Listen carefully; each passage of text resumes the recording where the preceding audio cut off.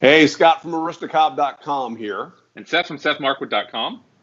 And Chris from Morgan Pipes. Together, along with you, the four of us tonight. We are Markwood Men's Breakfast Club. And good morning, gentlemen. How you doing? Doing great. Thanks for having me, Scott, Seth. Yeah, no traveling. We're still stuck here, but good to see you. You said the last time I saw you live and in person was when I visited your shop in 2016, I think it was. I think it was 2016. It's a lot different now. Is it? So, well, you were kind of pacing out what was going on with the house and everything. So, hey, but before we talk about that, hey, Chris Morgan, good to have you with us today. Thank you, sirs. If you don't know Chris is a pipe maker, a pipe designer, a product designer, not just pipes. He's pipe smoker. He's been in the YTPC for a number of years, and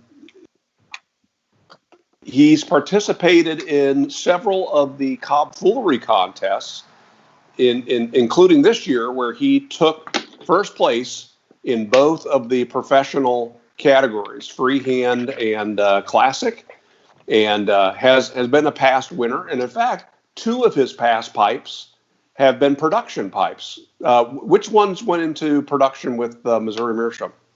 Oh, the Cobb cigar and the corn wasp, or Cobb wasp. The Cobb wasp. And that actually, I like the corn. It just rolls off the tongue better. But the corn wasp, or Cobb wasp, got two runs, and we changed it up a little bit. I was very picky about the first design, and then the second one, there was a dartboard probably somewhere in the factory with my face on it, just because of how complicated the first one was to make. And I know Marilyn was pulling her hair out over it. So I was like, all right, fine. You guys reevaluate what you need to make this thing a lot easier to make. Yeah. And they did an awesome job. I could not be more pleased working with Phil and with Marilyn and the rest of the guys. Like, just an absolute pleasure. Yeah. I mean, and such a limited run because there was a ton of handwork involved in producing that. So there's not even something that you can compare it to, from what I understand. Like, as far as what they've done, like the amount of steps that they had to put in was the problem. And I feel bad every time I'm like, hey, let's do this again. And they're like, I really don't want to. I remember them showing how they basically had to create a tool to create the plateau. Yeah. And just so many things that they don't normally do. But that's a cool pipe. Very few of them out there. Every now and then they'll pop up on eBay, and they sell for ridiculous amounts of money. So it'd be nice if you had some residual of the resale. I have quite a few for my own collection. I kept one of every color from each run. Cool. But where do you think the ones from eBay are coming from? Getting that residuals money. Well, they're numbered. They're numbered. Okay, so I know a couple of people that have been releasing them very quietly, but every once in a while it's kind of neat to see them, especially when the Cobb cigar pops up. People go just crazy for those, and there's a list. I don't remember what the count was last time I talked to Marilyn, but I mean it was in the hundreds of people that were on this list to get the Cobb cigar. I'm not sure, but all right. Try it. Okay, so everyone in the chat, I see a couple of questions about this. The internet issue was on our end. Looks like we're back. Give me a thumbs up or a notification that we're good, but we're back in it. Sorry, guys. All right. So I'm not sure when we drop off, or even if we dropped off, but you were talking about the fact that the way Missouri Meerschaum operates and how a pipe such as the Cobb wasp is a challenge for them. It's an extreme challenge. Phil and I talked about it at great length, and I honestly, when I came up with the idea, I personally didn't know how things were made. I'm used to the way stuff is made, like in my Italian factory, for Bones and Blackjack and the Briar Cigar, and I see how they do it. It's a little different here. It's still very old school the way that they produce things at the Missouri Meerschaum factory. what's the biggest difference?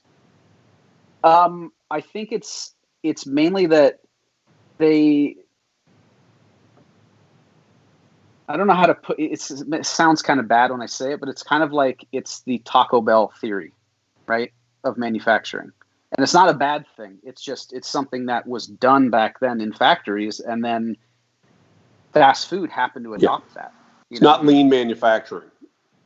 It's basically, here's all of our ingredients, and then we can make like 40 things from those ingredients, and they're plug and play. Some of them are modular.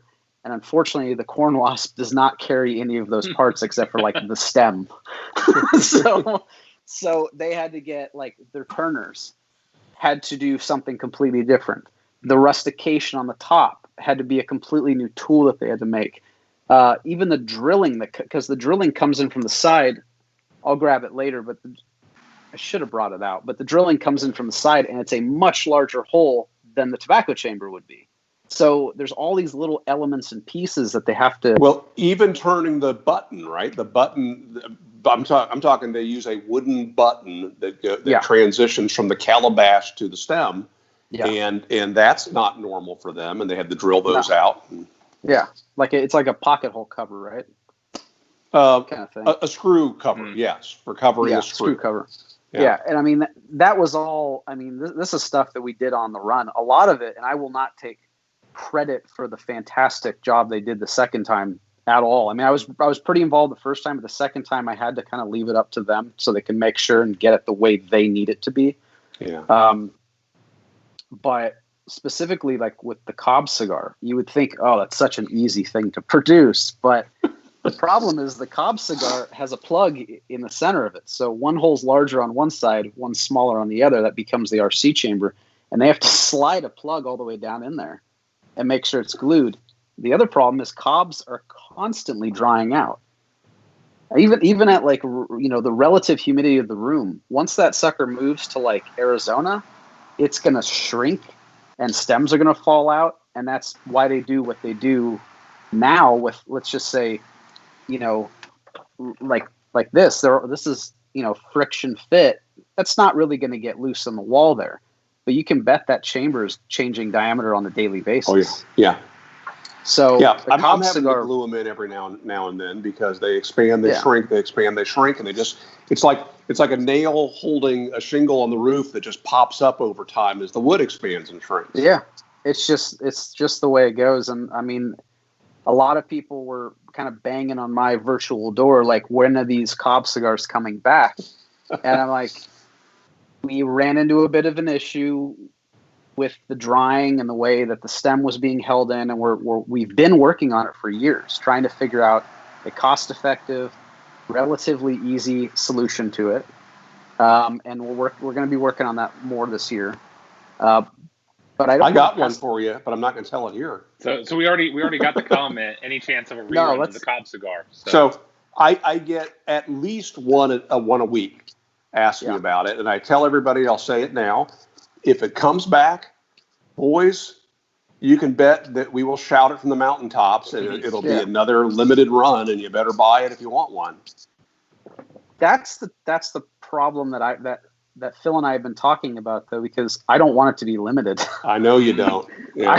I want that sucker to be available all the time, and I think it can be. I think there's a way to do it, and we'll talk more about that because I don't know why I didn't think about talking to you about it before, but we were thinking about sleeving the briar or the Cobb, which is doable, but it's also an added step. And if we can get the stems sleeved on that side, that would work better. Dude, you're getting so ahead of me on this. I don't stop. I don't sleep, so I'm always thinking. So it's interesting because if you don't know, Missouri Meerschaum, they grow the corn, they dry it, they machine it, process it, and so on. But the wooden shank is produced by a company that makes wooden dowels. So these are made in New England, and they're made of birch. People say pine. Hey, the pine stem? No, it's birch. And then they have these plastic injection molded. They don't make this part either. And they don't make the ferrule. They're not metal stampers there. Yeah. And so it's the Cobb, and then the assembly of everything that they do. And so, yeah, they absolutely could work on it from a different way. But, there's a lot of ways to skin a cat. It's just you gotta. I have to sort of bow out because my way is really different from the way that they. And I don't want to mess with tradition. To be honest, that was my number one thing. Is this has to look like a Missouri Meerschaum pipe? It has to. So, for those of you who don't know, if you search the Aristocob channel for Cobb cigar, you will see that I took one into my shop and cut it in half on the bandsaw. And part of that was I wanted to see and show how the calabash chamber is produced. And I also wanted people to freak out because they were rare as hen's teeth, and that video was very exciting. I think I have one intact Cobb cigar in my collection, and then I have maybe like 30 where the stems don't fit because they were I told them to send me the worst of the worst, just so I could know like the max amount of space that we need to fill. And I mean, those suckers will not hold a stem, but I do have them. I just don't know what to do with them. But yeah, no, it is always an absolute pleasure working with them. It was a great honor for me to be the first collaboration they've ever done. I mean, that was such a weird feeling because I thought they had in the past. Douglas MacArthur, right? But certainly in modern day, right? Yes. Well, I think that's the MacArthur thing was kind of. I'd have to talk more with Phil or with you about that because he told me it was the first collaboration. I'm not putting that in my cap yet, but I was pretty thrilled. He did say one time, I don't remember exactly when it was, but there was a politician by the name of Cobb, C-O-B-B. Oh yes. Well, no, he was a humorist. A humorist, okay. Kind of like Mark Twain, yeah. Okay, so they did a run of Cobbs. Yes. And they were given out for whatever reason. I may be a little off on that, but yeah, you actually, until just a couple years ago, you could still buy them at Walgreens. Missouri Meerschaum made them under that brand name for them, and I have some that are in modern shrink wrap Missouri Meerschaum packaging, and I did a video on that too. But yeah, Irvin S. Cobb, Irvin from S. Cobb, Paducah, Kentucky, yeah, and he was. Yeah, he was a humorist that wrote mostly for newspapers, and a huge man and a constant cigar smoker. He wasn't a pipe smoker, and in fact, the little sticker on the bottom of the pipe shows Irvin smoking a cigar, which is just a weird thing for a pipe. But funny. With a name like Cobb, come on now, you have to. Well, that actually makes me feel better because a lot of guys online will refer to Cobb, C-O-B, as C-O-B-B. Yeah. And I'm like,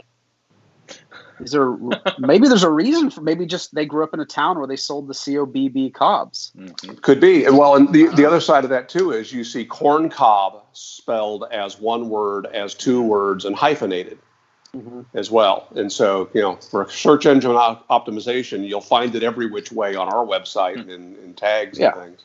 I mean, it's like finding a pipe on eBay with a stem like that, It's just like yes, exactly. I guess it could make sense to some people. I mean, no, it's usually a widow selling somebody's pipes and not knowing. Oh, we see that in a killer deal too. Yes, when I buy stem, you're like, oh, it's. I buy power tools, and the same thing. Somebody will have mismatched parts, and it looks like a Frankenstein. But I can see hanging on the wall is the part that should be there, right? So. Well, hey, let's go back in time a bit. How in the world did you get started did you smoke pipes before making pipes, or how did you get started in this industry? So as a kid, my grandpa smoked a pipe before I was born, and then he smoked cigars. So he smoked, this is kind of an interesting part of this, but my grandpa smoked cigarettes from the time he was probably, I don't know, like 10. Until he was in his 20s, and then he smoked pipes for probably 20 years, maybe 25 years. And then he smoked cigars up until like maybe 2 years before he died. Constant smoker, like his whole life. And he ended up dying of a an illness, or his complications were related to an illness that he got in World War II. He had an enlarged heart from there was a disease that had gone around that was messing with people's hearts, I guess, like increasing the heart size, like swelling. It was weird. Wow. He was a CB, and I think that was something he brought back with him, the whole pipe thing from he was stationed in the Marshall Islands, the Philippines, and there is some evidence that he might have been in Pearl Harbor after the fact doing the cleanup work. But I mean, we're talking what would be technically considered it would be like the Navy, or the Navy's version of the Army Corps of Engineers.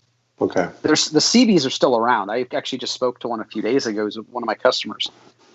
But what they do now is build runways, build schools, rebuild, helping, the area that they're currently inhabiting, usually. Okay. Building bridges, stuff like that. Unfortunately, during World War II, my grandpa's job was to remove bodies, scrap airplanes, scrap tanks, really nasty, messy work. So he never spoke about the war, ever. Yeah. But he did speak about how he picked up pipe smoking, and then my great-grandfather, who is probably his closest friend, and then he married, my great-grandfather's daughter, my grandmother, he also smoked a pipe.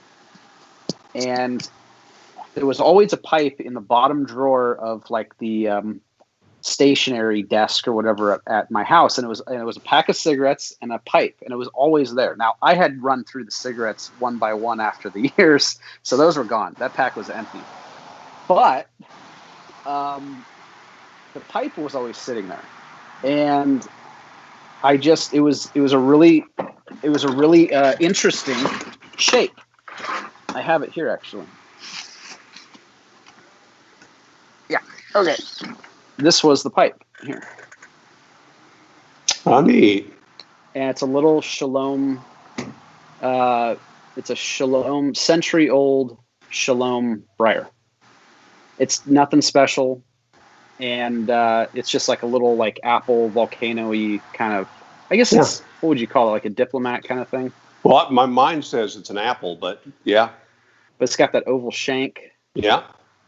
Anyway, so I started smoking this pipe. It had, at the time, a much shorter stem. George Debos actually was able to remake an entirely new stem for me and refinish it professionally. And he, put it all together. Anyway, prior to that, it had this little stem, and the tenon of it was pared down with a knife. So the original stem was probably gone, and he just found a stem at a shop and plugged it in after he pared it down with a knife. And I used to smoke this when we would go to the beach. And my friends would be, smoking weed and doing all kinds of stuff. And I had already kind of gotten past that in my life. Like I was just like, I'm good. I'm just going to smoke a pipe. So I'd smoke a pipe around the bonfire.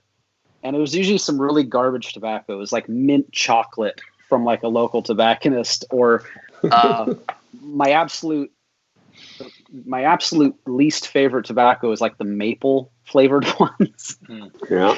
And there's a story to go along with that too, but it involves alcohol. Anyway, so I would just smoke this, and then I put it down. I mean, this was when I was probably 16, 17, something like that in high school, 18, and put it down, ended up going to college for a few years for marine biology down in Monterey, and sort of realized that it just wasn't a good fit for me, both financially.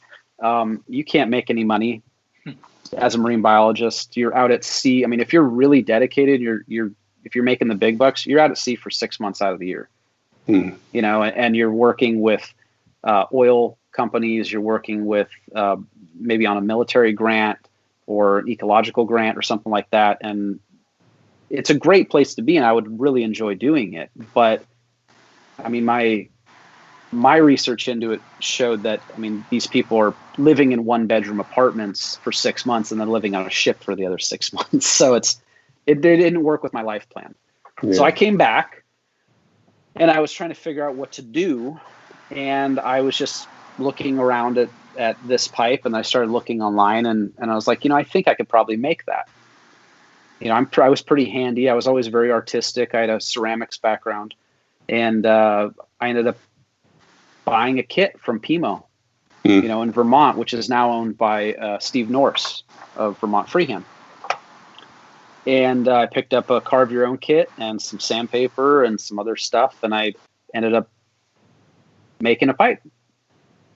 And I made a few after. I sold the first one to a family friend, which I later got back. He was very reluctant to get rid of it. I sold it for $150, and I ended up having to trade him like a $500 pipe a few years later. But you do what you got to do.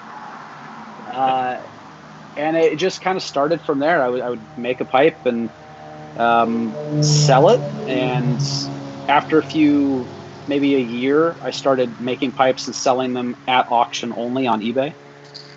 And that was through Cooper's Arc, who, gave me a ton of help in my, my early days.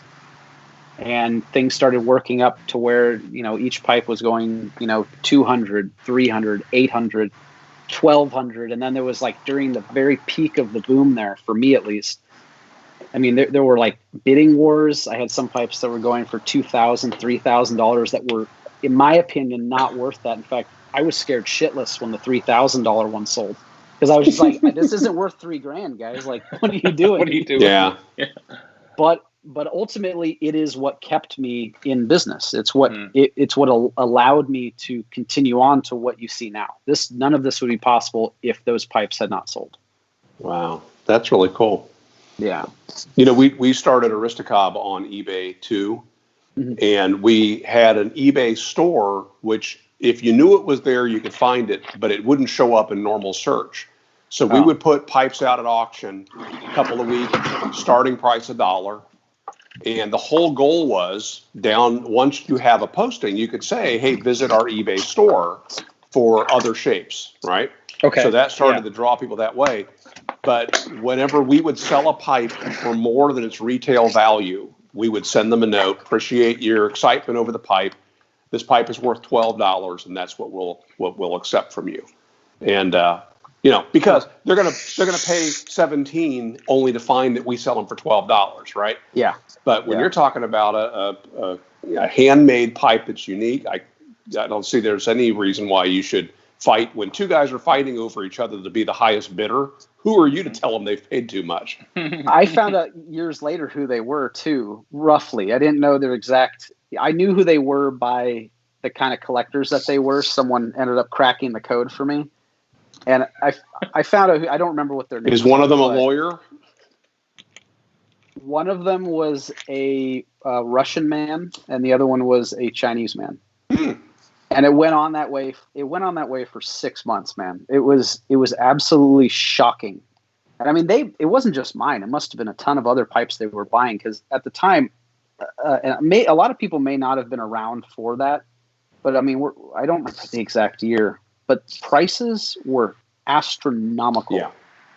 They were crazy. People were, I mean, you had not just American makers. I mean, even a lot of the Italian makers, the prices that Baldy pipes were going for in excess of $1,000 on the regular. You had like the American high grade carvers. You had guys that were pushing $3-4 grand on pipes. You had the Danes. I mean, I've seen even like in stores, like there were a few websites in one of my retailers in China. They sold a pipe for $80,000. Oh gosh! It was a Beau Nord, which has a very high level of significance to a lot of people. But what's it? Diamond crusted as well? Nope, it was a black sandblasted pipe. Sandblasted pipe. Yeah. Now, all right, Seth. I don't know if you know that if you're buying a Dr. Graybo and they're in the middle of polishing that puppy and it's got a void or something, it's going to get sandblasted. Yeah, and that's what happens. Covers imperfections. Of course, and I mean, there's creative ways you can do it. Some lower end factories will put that pink putty in it, and they'll Even that pipe I just showed you has fills. But I love it for what it is. But Yeah. Someone told me once, if you can fill it and no one ever finds it, that's okay. And I kind of could agree with that. If no one ever finds the fill, then it doesn't exist, right? Right. Now, it was a high-grade carver that told me that, so it kind of made me a little worried. But I personally, on that topic, I don't like fills, personally. Yeah. I don't. I'm a very, very. I'm not saying some people are dishonest, but I'm a very weirdly honest person when it comes to what I sell. I want everything transparent. I want everyone knowing everything that goes into it. I'm not going to show trade secrets, obviously, but that's what Bones is, though. If a blackjack needs a fill, it's now a Bones, and I just blast the crap out of it, or have them blast the crap out of it, and it just looks really craggy. And if it's too flawed, where it has these big voids and stuff, it becomes a gnarly Bones, and all the gnarly Bones are $39, no matter what shape it is.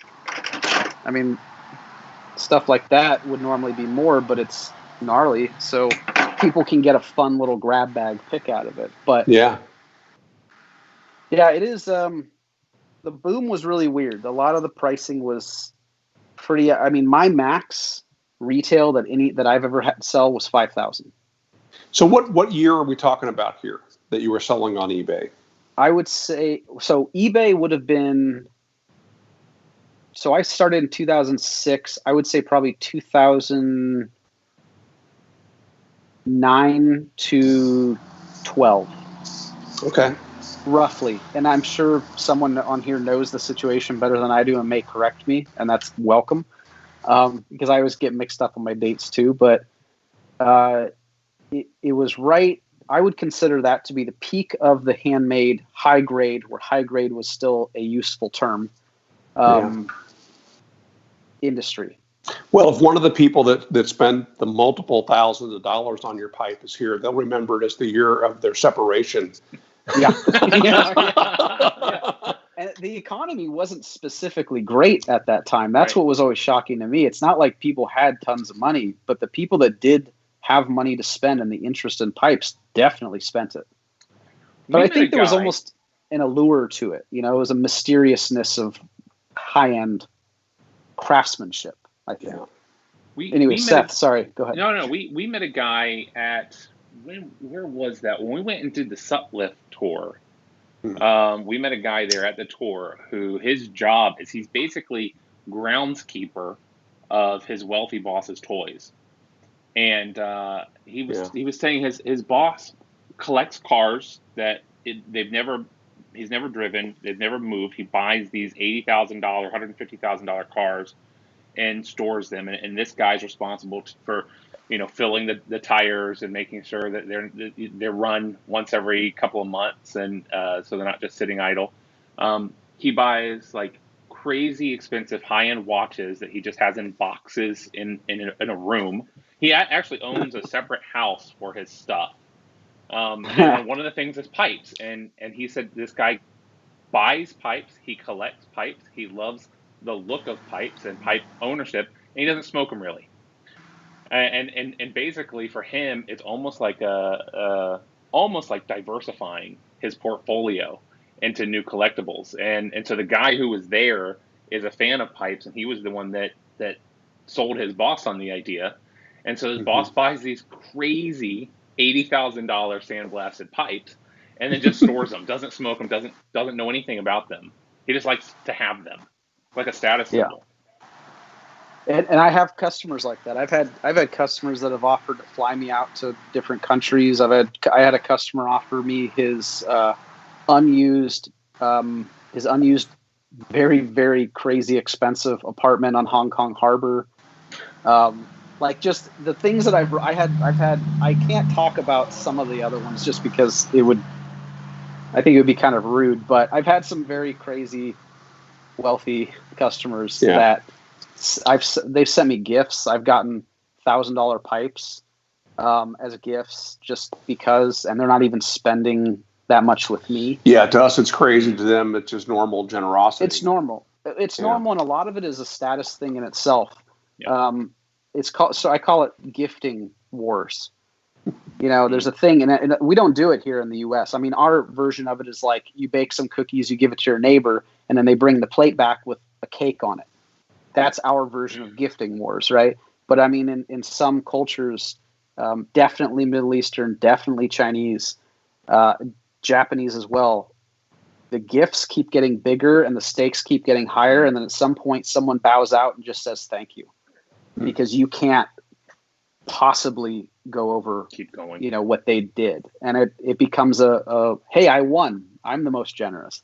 And I take it with I take it as a very generous act from my customers when they do that. But I tell them right off the bat, I'm not on your level financially, and I can't match what you're doing. So just know that ahead of time.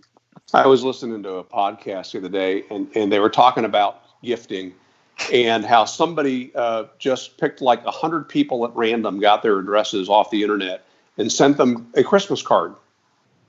And 50% of them sent him a Christmas card back. And they're like, I don't know who this guy is, but he must be a friend of the family. So they sent him a card back.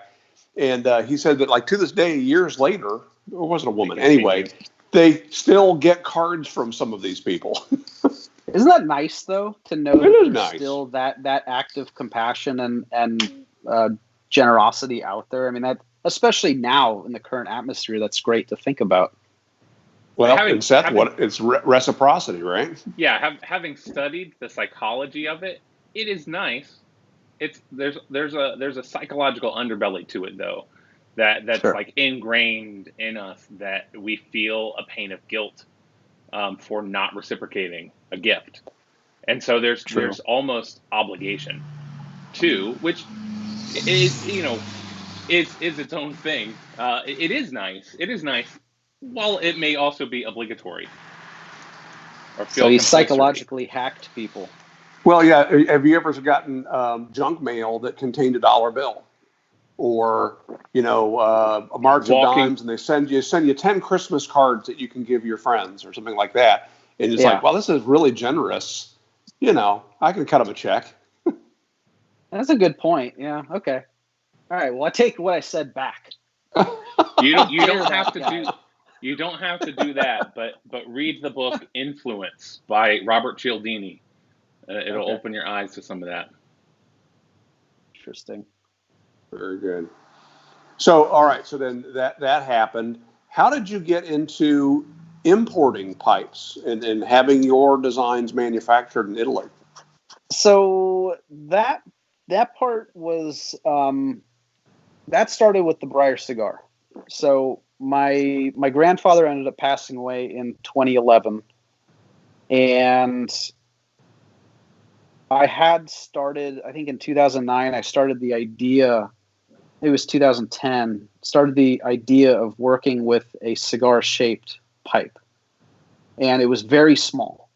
It was really, it was maybe that long. It was like a cigarillo, and I didn't like it, so I scrapped it, and I didn't even touch it. And then he ended up dying, and he always smoked cigars, and I said, this is a sign. I have to bring this back. I have to do something with this idea. It's not the first time it's been done. There's been plenty of cigar-shaped pipes. Probably most notably the Zeppelin. Now, personally, I didn't like the way the Zeppelin smoked. I think there was a lot left on the table.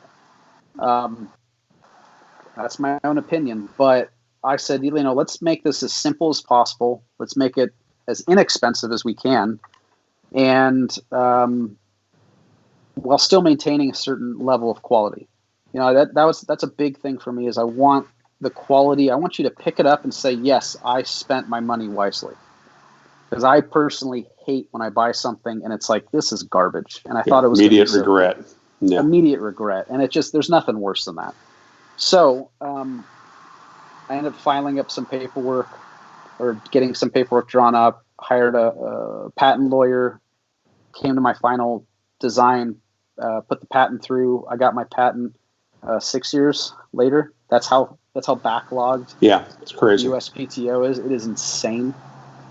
I had to fight it for about a year, and they ended up saying, "Okay, you've spent enough money with the government, so now it's yours." Like, it was just It was a god awful amount of money. Like I don't even want to remember.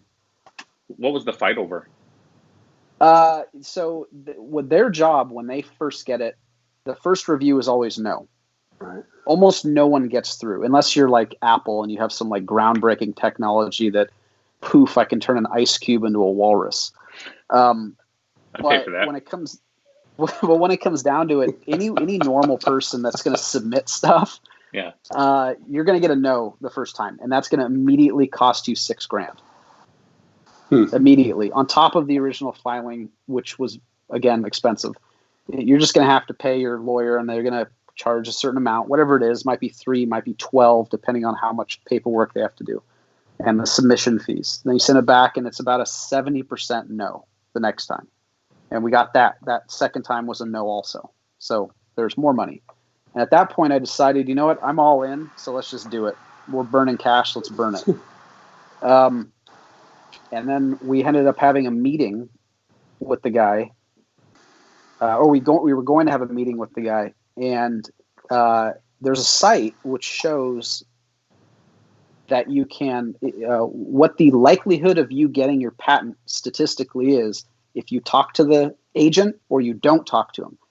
My guy was one of the few that if you do talk to him, you have a much lower chance of getting the patent. I know that sounds weird. Most of them are much higher. If you talk to them, you sort of explain. But my guy was like kind of a curmudgeon, I guess. They don't want to be questioned, right? Their authority, yes. Exactly. And they are paid to turn you away. They're paid to say no at this point. Yeah. So we ended up arguing back and forth, and I ended up getting it, So fast forward to, I guess it's during that time, I'm producing this thing the whole time under the patent pending, stamp. And people liked it. New markets were picking it up. A lot of them went to China. A lot of them went to, Eastern Europe. And then people started talking, hey, I would love to own one of your pipes, but you only make 40 of them a year, and they're just too expensive. At the time, my pricing was between maybe 300 to 900, with like a few that would be over 1,000, but they were really fancy pants. And I said, okay, I understand. Let's look into this. So I looked into working with the factory, the guys that were making the Briar cigar. And I said, okay, well, let's do that. Let's make an inexpensive line with my designs.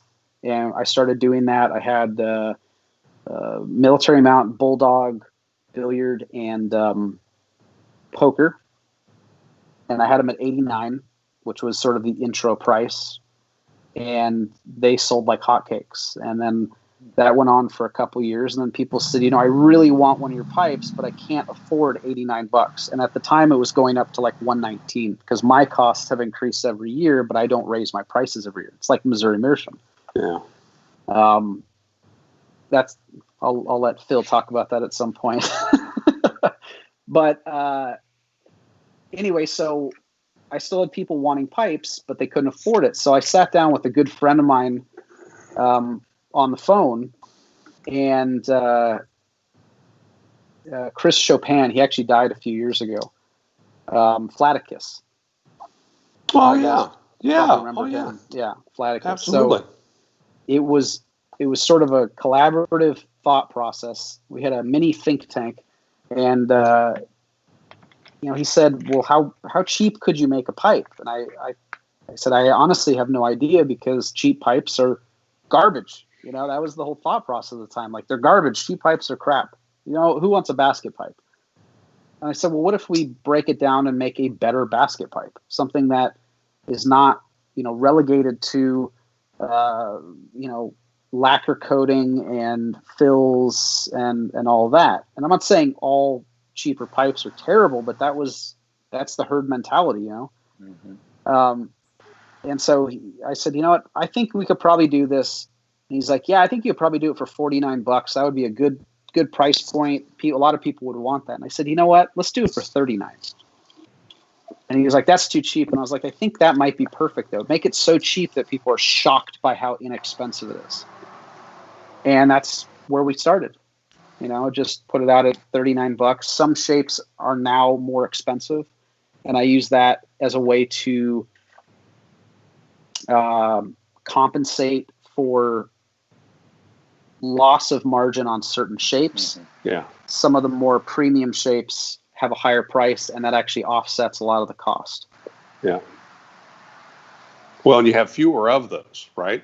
So sometimes there's fewer. Yeah, usually there's fewer. And the Bones line can be anything. There's 350 plus shapes right now. And we've gotten even to the point where we bought out a factory was closing actually last year in Italy, and we bought out all of their shapes that they just had in barrels and barrels and barrels of just unfinished pipes. And didn't you buy some stuff from Yuli's as well? Did you buy those? Was it Briar or? Okay. Yeah. So we found. Okay, it's like Rose Briar or something like that, if I recall correctly. So from Yuli's, that's a different story. Yeah, that's a different story. Yes. Yeah. Okay. So from Yuli's, I got the Meerschaum. Right. The blocks of Meerschaum from Yuli's. From my factory, they are based on a campus which is incredibly old. I mean, it's 150-year-old campus, which is the way factories used to be. It wasn't one building; it was like 15 buildings, and every building did a different thing. And one of the buildings they're in has this gigantic basement. And every once in a while, they would go down and pull up some crazy stuff and be like, "Hey, are you interested?" I'd be like, "Hell yeah, I'm interested. That's awesome." So we put those out. One day they said, "Hey, we found these really old Rossi pipes," because they're on the old Rossi factory grounds, which is no longer associated with the current Rossi brand. But they found these all Briar pipes, Briar stem, Briar bowl, had an aluminum tenon, really cool, from 1930. And I said, how can we legitimize these? Because they weren't stamped. We knew that they were Rossi's. We got them verified by the Perinelli Museum in Italy. And we had to toss a little coin that way just to, get things moving and get all the stuff drawn up. We had a certificate done of its authenticity. We had the original bags replicated. I was really excited about that. The original boxes replicated. And we found the original stamp that was in the collection of the guy who bought the stamp when that factory closed down. Oh, wow. So it has all the original markings and everything. And to be honest, they did not sell very fast in the beginning. They were $279. They were insanely expensive for me to buy. But I mean, I couldn't pass it up. I mean, who has an unfinished pipe from 1930 or an unsmoked pipe from 1930, Yeah. And now everyone's clamoring, "Hey, I need one. I was like, there were 50 ever made. They were never released. They were a test run. Yeah. So. Yeah, I've bought a few of your pipes over the years, and I remember having one of those in a shopping cart about 4 times, and I just couldn't do it. They were just a little too expensive. Well, but the thing is, too, I'm not a Briar smoker, and I buy them to support you, and because I think it's a particularly pretty pipe, the ones that I own of yours. And every now and then I'll break one out and smoke it, and I smoke it, and I think of my buddy Chris, and I put it back, and appreciate it. But I don't like you that much, Chris. That's all right. I don't think anyone likes me that much. I can't convert a cob smoker. Are you kidding me? It's like in your blood. Yeah, I mean, you smoke cobs like I smoke Briars. I'll go back to a cob every once in a while, and to be honest, I don't smoke enough now because over the years I've gotten, we have soon to be 3-year-old, and I've got the forging, which I can't smoke when I'm grinding knives. So I really maybe I'll have like a pipe a couple nights a week. Yeah. But what's cool is it opens me up to being able to smoke really nice, expensive tobacco. And also I get to have really nice, expensive pipes in my direct rotation because I'm sitting right here when I'm smoking. So you were the one, I've talked about you but not used your name. You were the one that when I visited your shop, you were smoking a cigarette. And I'm like, why would you be smoking? And you looked me in the eye and you said, I'm a tobacco smoker. Yeah. I smoke and enjoy tobacco. And, Yeah. you know, it's like, well, I guess that makes sense, right? I did smoke cigarettes for many years. This is the first time I've ever talked about that. So thanks. You're welcome. Well, you know, that wasn't on your list of things that we weren't supposed to talk about. Fair enough. You also did talk earlier about sneaking cigarettes out of the bottom drawer. But that's kid stuff. I was like an adult. I was an adult cigarette smoker for years. My thing was I don't nicotine is my caffeine, if that makes sense. That's what I run. I don't drink coffee. I don't even drink Coke or anything. I stay away from caffeine because it makes me jittery, whereas nicotine makes me really focused. And it helps me relax. But I did smoke cigarettes for many years and I quit. I didn't quit when all other dads quit, right when they have a baby. I quit a year later, but last cigarette I had was October of 2018.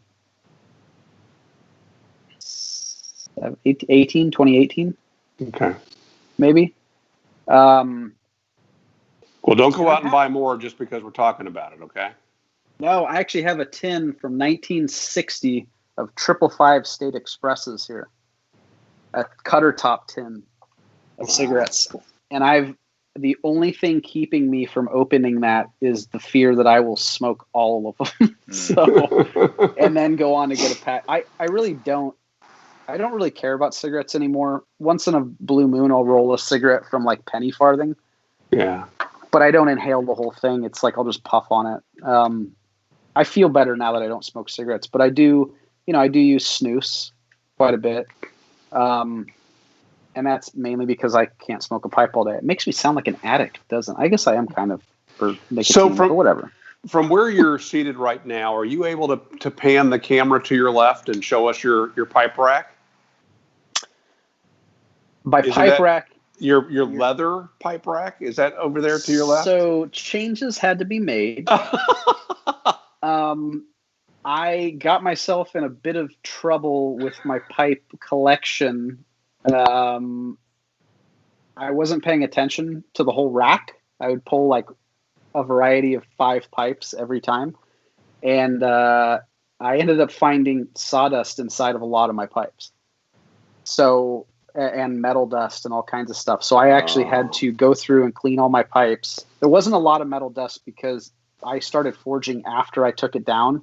But whenever I would be working copper or brass or something, you'd end up seeing little fine granules on stuff. So the rack, the leather rack, is gone. I ended up selling it to a friend who had first right of refusal when it was made. And he said, if you ever get rid of it, talk to me first. And I talked to him years later, and I said, do you want it? And he said, yeah. Nice. So it's with him, matching his other 2 racks that he has that are the same make and the same style. Oh, wow. So he has a whole wall that holds maybe like 100 and something pipes. Wow.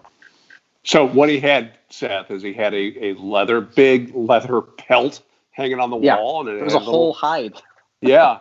And little pockets that you slide the pipe into. And then you also inspired me to buy the big cookie jar to put the Lane 1 Q in. Well, I can't. I'll show you when I get up, but okay. I have it right there. It's not 5 pounds anymore, but it holds 5 pounds. I got that for shock and awe, honestly. I don't even I love 1Q. That's something we share. I love it. I like it tinned though. I do after too. You shared that with me. Yeah. But I just liked having a gigantic freaking thing of tobacco. Like, check this out. I do that. I have it with pipes too. In fact, I told Phil, it was after I never really took him up on it or forced his hand too much, but I told him after the first run, I said, I want a legitimate pickle jar and I want it full of cobs. I don't even care if they're smokable. I want like a 10-gallon pickle jar just full of cobs. And he's like, "What are you gonna do with it?" I'm like, "I don't even care. I just want it in my shop because it looks cool." So I'm a sucker for big ridiculousness. I love that. I love the silly. What would you call that? Just silly ass things that people do. I like that. Yeah. I appreciate it. Fan of the absurd.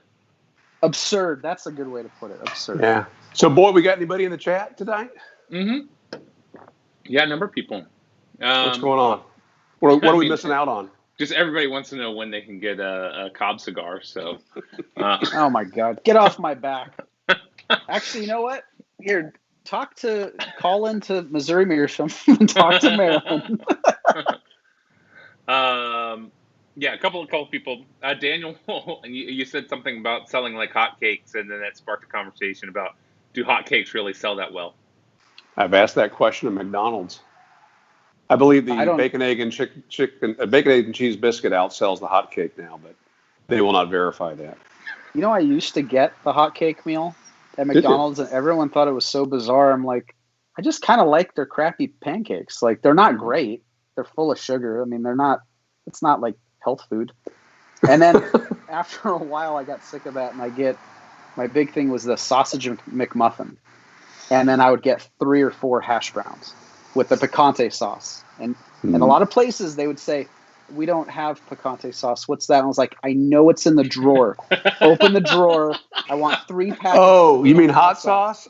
Yeah. No. It's like salsa. It's no. Salsa. I know, I get it, but I'm saying the people that work there that don't know what it is, they'll go, "Oh, you mean the hot sauce?" Yeah. They pull out the hot goes sauce. With the breakfast burritos. Yes. Exactly. And they will hold on to that for dear life. It's like going. We have that a lot here. I don't know if it's like a California restaurant thing or not, but we used to go to a place called Chinese Deli, and they had the most killer food. Like, it was this hole in the wall place. It was right downtown. It might still be there. Best chow mein ever. And they would fill a to-go, like a styrofoam to-go container, and it was like $6, and the whole thing was full. You get two entrees, and then chow mein or rice or something. And they had General Tso's chicken. That's what we'd always get. And every time you'd ask for the duck sauce, and that guy would almost fight you for it. He's like, "I don't know what you're talking about. We don't have that." And I'm like, "Well, what about the chili sauce? Can you give me that?" And he's like, "No." He's like, "Here's some mustard." And I was like, "Nope, I want the chili sauce and the duck sauce." And you'd have to fight with this guy, and over time, he would get to know you, and it'd be a little easier to get it. But you'd see the guy behind you ask for it too, and he'd be like, "We don't have that." Like, it was, I don't know if it was like expensive, but they're little packets. Yeah, I know. That's where all their margin goes. Probably. Yeah. I mean, if they're looking at a spreadsheet, they're seeing cost per item for that versus everything else. How can we duck some costs? Hey, I know. But you almost had to fight him over it. Like, we would get angry if it was a new guy, like if it was his son. Really sweet Chinese family. But the old man, God, he must have been like 80-something years old. He was just a jerk. Like, just everyone else was cool, but he was just this mean old guy, and he wouldn't give you the damn duck sauce. So, all right. whatever. So Flatwater Monty says, so Chris, it sounds like your workshop looks like the inside of a Cracker Barrel. A little bit. It did. Oh, it or did. At least it you did wanted when to. Scott was here. It did when Scott was here. William wants to know, what's the best-selling bone shape or most popular? The 20. I don't have any here. I'm more sold out than I've ever been. So OBX Piper said, when are you dropping some more bones, sights down to just a few shapes? So that part gets a little tricky. They are being made. They will probably ship from the factory tomorrow. Today is Italy's Independence Day. They call it, it's like Republica Day. 4th of or something. July. I forget the exact. It's like their 4th of July. It is. No, it is. It's when they became a republic. It's all their politics are complicated for me to understand. So I rely on them to explain holidays, because their holidays have gotten very frequent. Or maybe I'm just noticing it this year. I don't know. But well, they were also dealing with the virus that shall go unnamed. in Italy. Yes. And No. and that did complicate things. I tried to hold off as to not stir panic Yeah. discussing this, but my factory was completely untouched by it. Not a single person was sick. They were forcibly shut down by the government. They were going to run through. They were just going to keep running. They ran well past when like Milan was shut down and all them. They just kept going because they're out in the country. No one really goes back and forth between, the country and the main towns because that's where they work and live and everything. But they ended up getting forcibly shut down, and then they resumed about a month later and had not just my increase of orders because I was overcompensating on my ordering. Like I had to say, well, I'm out. I need this. I need that. I need this. And so they're trying to make it. To answer your question, they should ship tomorrow, and best case scenario, they'll be here in a week. And they usually they launch the day of. I hightail it and get everything out ASAP. That's amazing. It's amazing ship times. And do you fly them over? It's expensive. Yeah, it's pretty pricey. Yeah. And I mean that's if you don't have any holdup with customs. Customs gets a little freaky with the language on the invoices. And then if you're really unlucky, the FDA gets involved, and then that's a whole other story that I don't want to deal with. So, was it your appreciation of the hot cake that led to the development of the flapjack? Kind of. I used to be a big pancake guy. No, the flapjack's a funny one because I had heard for years people were like, "Oh, I love my backy flap. I love Parker and One Up had the backy flaps, and they were Bakelite, which is an incredibly fragile material. Yeah, Bakelite ages and it gets brittle and it gets really weird. And I made a briar one. Like I was like, let's see how thin we can do briar. It was a turning exercise, and I got the briar so thin that you can actually see light through it in certain spots. And I literally took that. I had it mic'd out by a friend of mine who's got the table and the lasers and all the fancy stuff. And he mic'd it out and put it into a program, a CAD file. And we sent it off to a manufacturer in Vermont, and he replicated it in aluminum. The problem is because of how I designed it, they made it much more expensive because it's not the way that the machinist would have done it. Yeah, how can you grip it? This seems like a common problem you run into. It is. I mean, I over-design things, and it's I'm left-handed. What do you want from me? Do you have one there? Do you have one that we can see? A flat yeah, just in case somebody doesn't know what we're talking about. Yeah.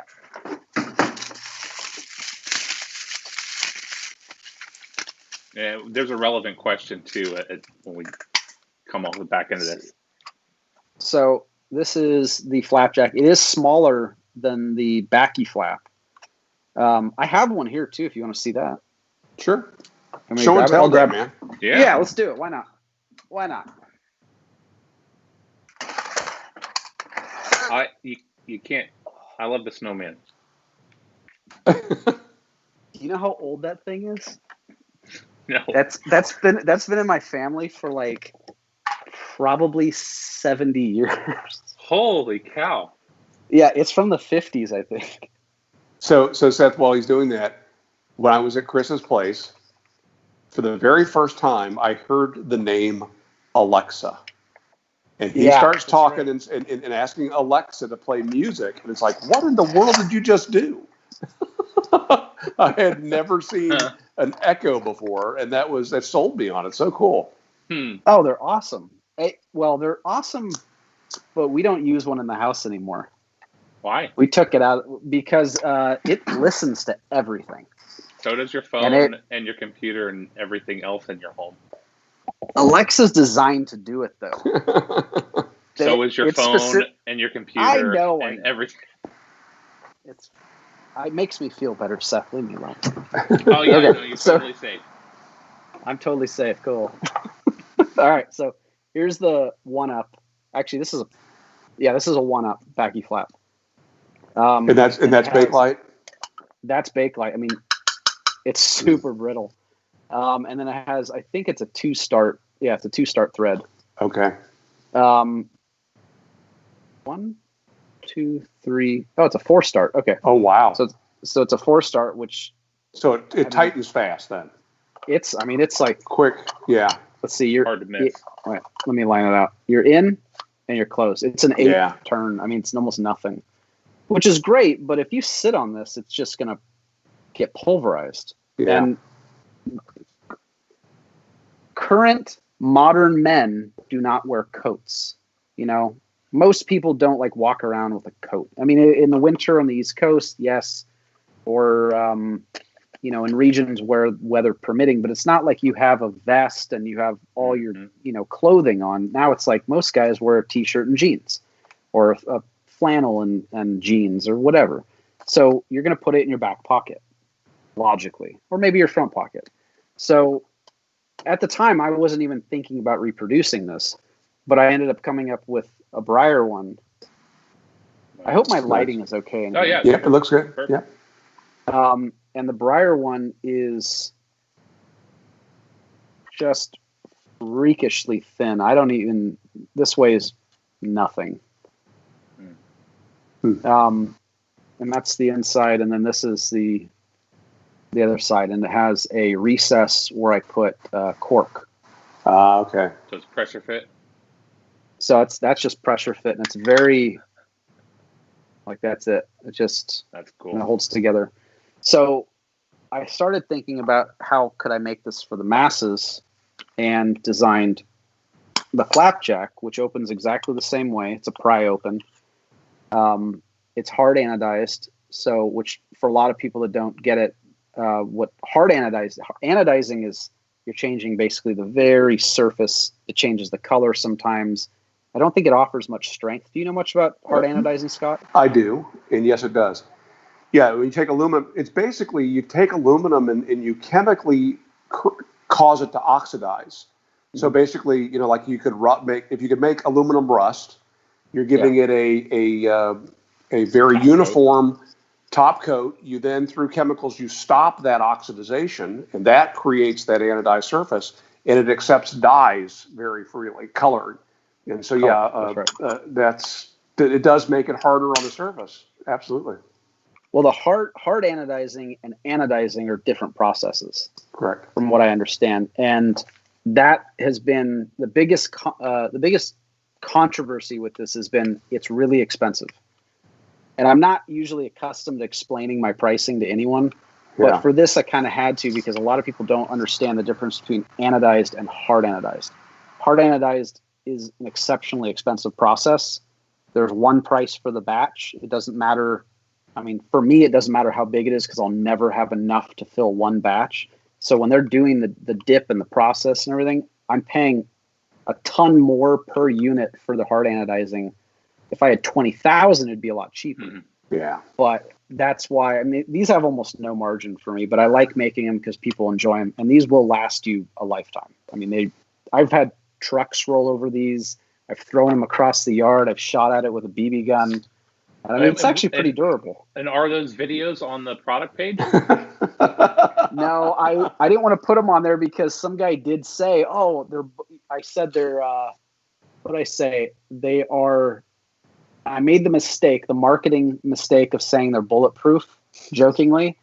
And some guy actually shot his and sent me a photo. He says, dude, what the hell? I'm like, they're not literally bulletproof. It's aluminum, dude. It's not Kevlar. I ended up replacing it, and I let him keep it because I thought it was so funny. But it just, I don't know. Is your logo laser engraved or pad printed, or how did you? Laser. Nice. Which again is added cost. It's not the cheapest product to make, but I'm looking into for good too. Yeah. Oh, I have one that's really, I don't know where it is, but I have one that's really, really used, and it looks like it's brand new. That's cool. So, yeah. Well, that's a neat product. Neat. Thank you. Seth, you there? I'm here. Yeah. Any questions? Oh, any other questions? Sorry. Well, yeah, I think kind of along the lines of what we were talking about. Steam Dome has asked, Breakfast foods. what are some of your inspirations for pipe designs? What inspires some of these very difficult to make and manufacture designs of yours? I don't know. Cobb Foolery Contest. Yeah, yeah, no, I think my external Cobb Foolery definitely inspires me every year. Like I guess we could talk about that for a minute. I don't know where the idea came from for the Cobb Army knife. It just kind of came to me, and I was like, you know what? I'm pulling out all the stops. I'm bringing the heat this year. Like, let's just do this. You know, I felt like I had to make up for lost time because I was out of it for 3 years. I mean, moved, rebuilt the house, got married, had a kid. You know, like so many of these like massive life moments happened, and I just wasn't able to do anything really. So I kind of wanted to come back strong, but I don't know where the ideas came from. I personally don't think that the paneled stack poker should have won. I think that Dodif probably should have won that one at least. But you know, Dodif and I have a really very, very, very friendly, competitive spirit. And next year he'll probably kick my ass, and I will welcome it because it's just fun to do it. And he's such a generous guy with his appreciation of the hobby, and he's very humble, far more humble than I am. Yeah. And I enjoy that about him. He's a great adversary, you know. And the fact that he's doing it with almost no tools. Or Yeah. he has no lathe. He's doing everything. Totally. You know, and you know he has a beautiful wife, so he's got distractions at home. I feel so bad for him with all of his distractions. See, at least I have a shop that my wife doesn't come into, so I can't be distracted out here. There you go. I lock the door. I'm like, out, woman. You know. So this is a good promotional tool. Biscuit said that are your pipes bulletproof? I'll see you in the morning. Biscuit, just film it. It'd be good. We know of other people that have had their pipes shot at, so I'm going to say no. I'm going to say no. But if you had to choose one that you would say is the most bulletproof. Oh, well, Pitbull. I'd say it would be a task to break one of those apart with a hammer. The Pitbull is a very strong pipe. I mean, It's the thickest. It has the thickest shank. I'd say the Pitbull is probably the most beastly of the pipes. That's probably one of the ones I have. Pitbull, the bulletproof pipe of the collection. Yeah, careful with that. The most bulletproof pipe. But then again, in war, bullets have been stopped by weirder things. So, I mean, you've seen all the artifacts where they find like a lead slug sticking halfway through a silver dollar or something. Like it, all kinds of weird stuff happens. That's right. Bulletproof once and bulletproof always are not the same. Exactly. Well, actually, they're commonly advertised as such. Like this will take only so much, abuse. Yeah. Even like plates, even like plate armor and stuff, they say this will take like 1 or 2 hits. Oh, remember the guy that invented the bulletproof vest? The guy who invented the bulletproof vest used to stand and have people shoot him in it to prove it was bulletproof, and didn't realize that it was bulletproof only so many times. Yeah. Wow. I'm trying to see if I can find my invoice from you. Breyer has no ballistic coefficient. No. OBX Piper asks, are you going to offer 9mm in the States? I've seen them on the UK sites. The 9mm thing's kind of tricky because the demand just isn't high enough in the States to offer them on more than maybe 3 or 4 shapes. So if I do 9mm, I'll do a random box. And if you really want something specific, like, hey, I'd really like a billiard, or I'd really like a bent apple, I'll do my best, as I do every time. Anytime there's a random and you want to order something, be like, hey, if you happen to have a poker in there send that my way. I am more than happy to help on that, but I cannot guarantee anything.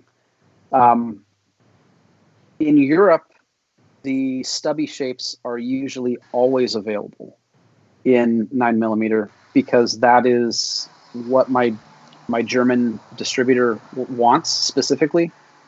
And he's happy with that.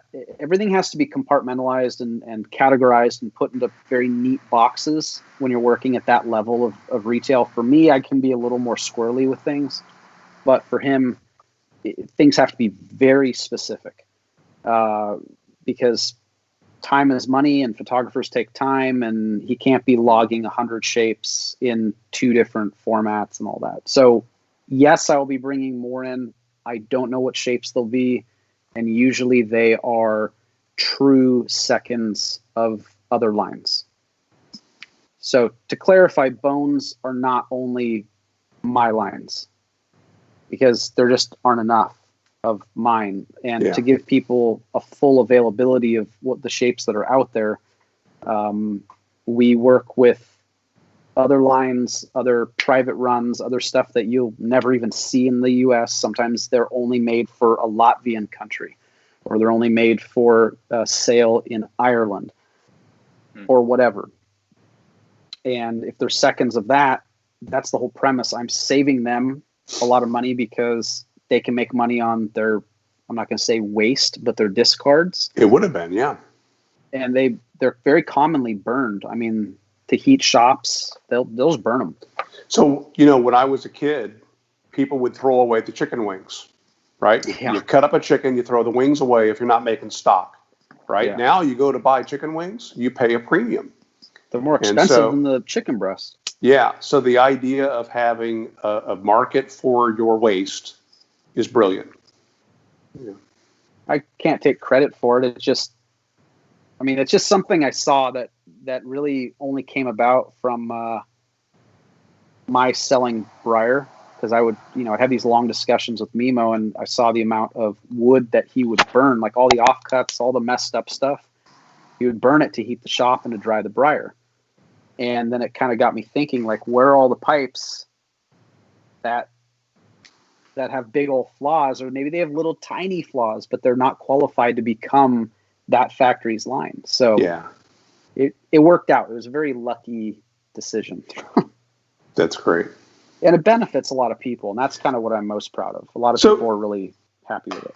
So something else, and I'm not asking you to reveal your source, but I am super impressed with your branding and your logos and how, as you've launched lines, you've got some harmony in your logos. And maybe you can hold your flapjack back up again, and we can see your logo with the side boob. Side boob. You can never unsee the side boob. You can't in unsee his logo. it. But that was never intended. No joke. Sure. I didn't intend that at all. But I'm not going to take it down now. No. The master behind my branding, and I'm more than happy to share that information because he is essential and has been essential to my everything. Growing up in this business, my branding, my marketing, my ideas, that's Lars Kiel. So he's on Instagram as Lars Kiel, LARSKIEL. And the man is an absolute genius. He lives in Denmark in the countryside. I'm probably more jealous of where he lives and his property than anything I could possibly think of location wise. I mean, where he lives is basically on the ocean. Now it's not like Santa Cruz. Okay. So it's Denmark. So it's cold and windy and stuff, but, it is an absolute picturesque location, fields and low hills, and there's a forest, and he has a lake on his property. Like, and this is just true. There should have been a windmill, but there's tractors, and he harvests all of his own wood.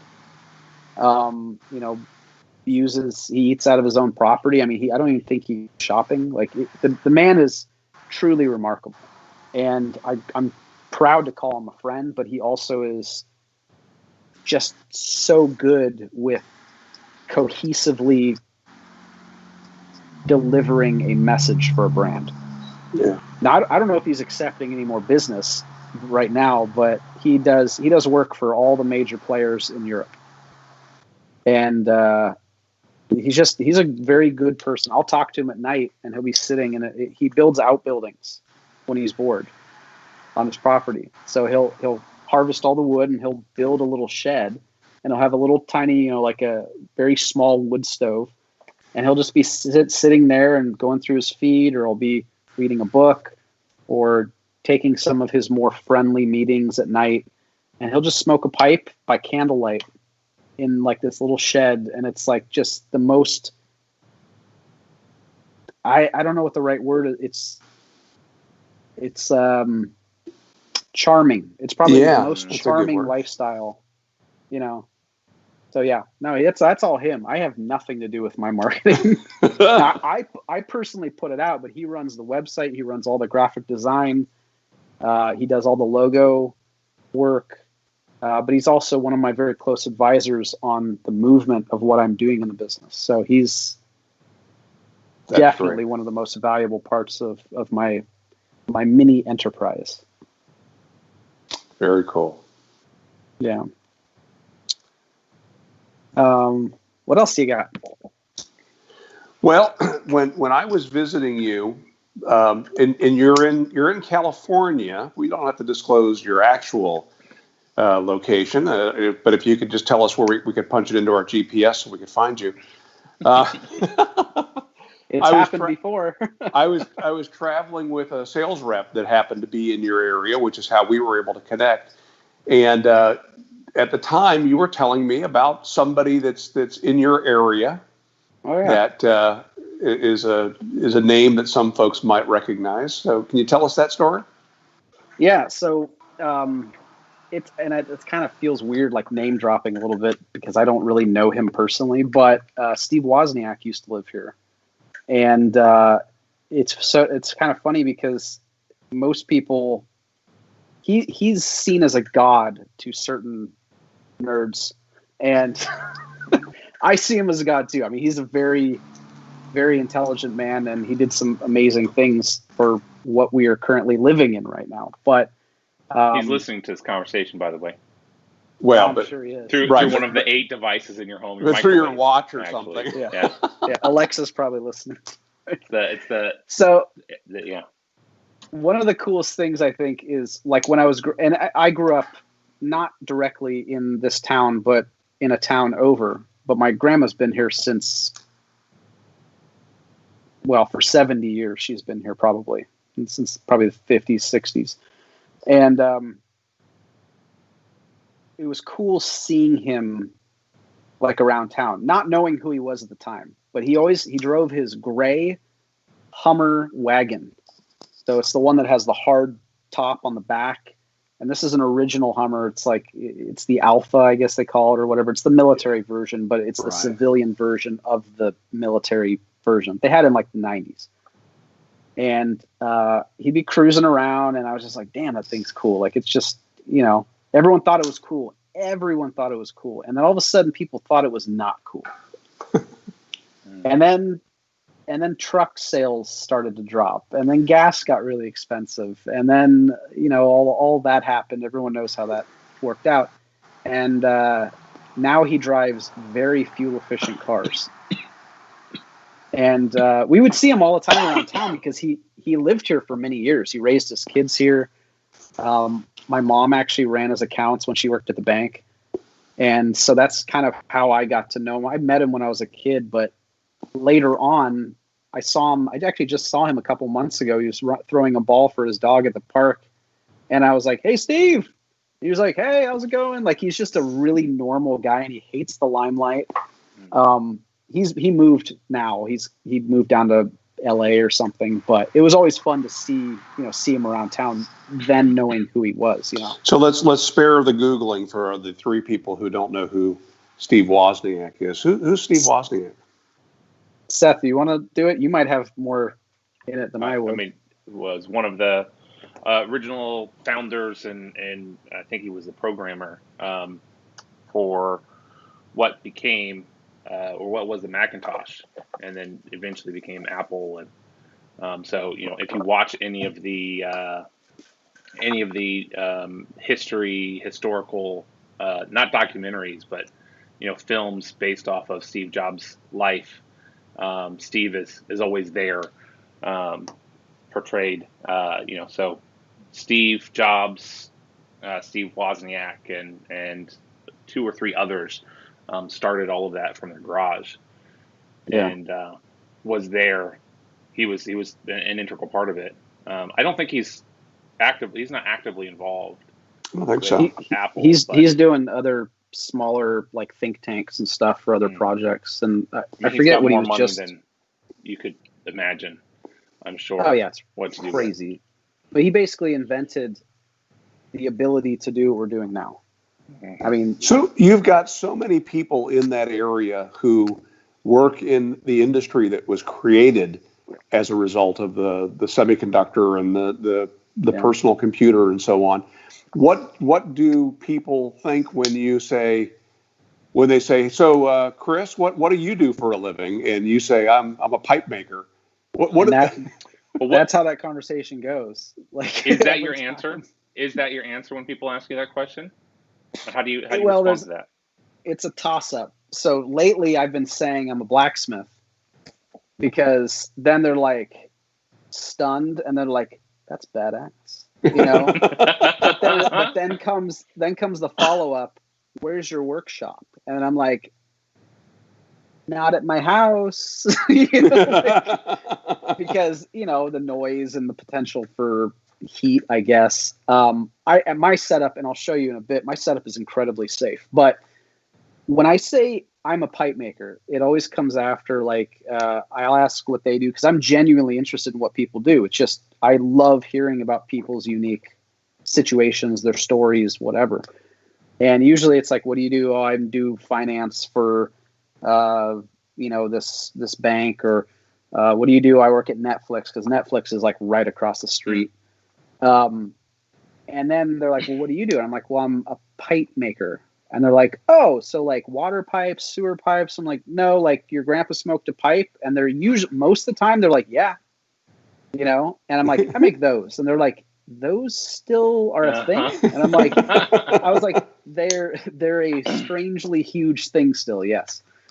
And they're like, oh, so you do them all one by one? And I'm like, well, I used to. Now I have factory lines to meet the demands of my customers. And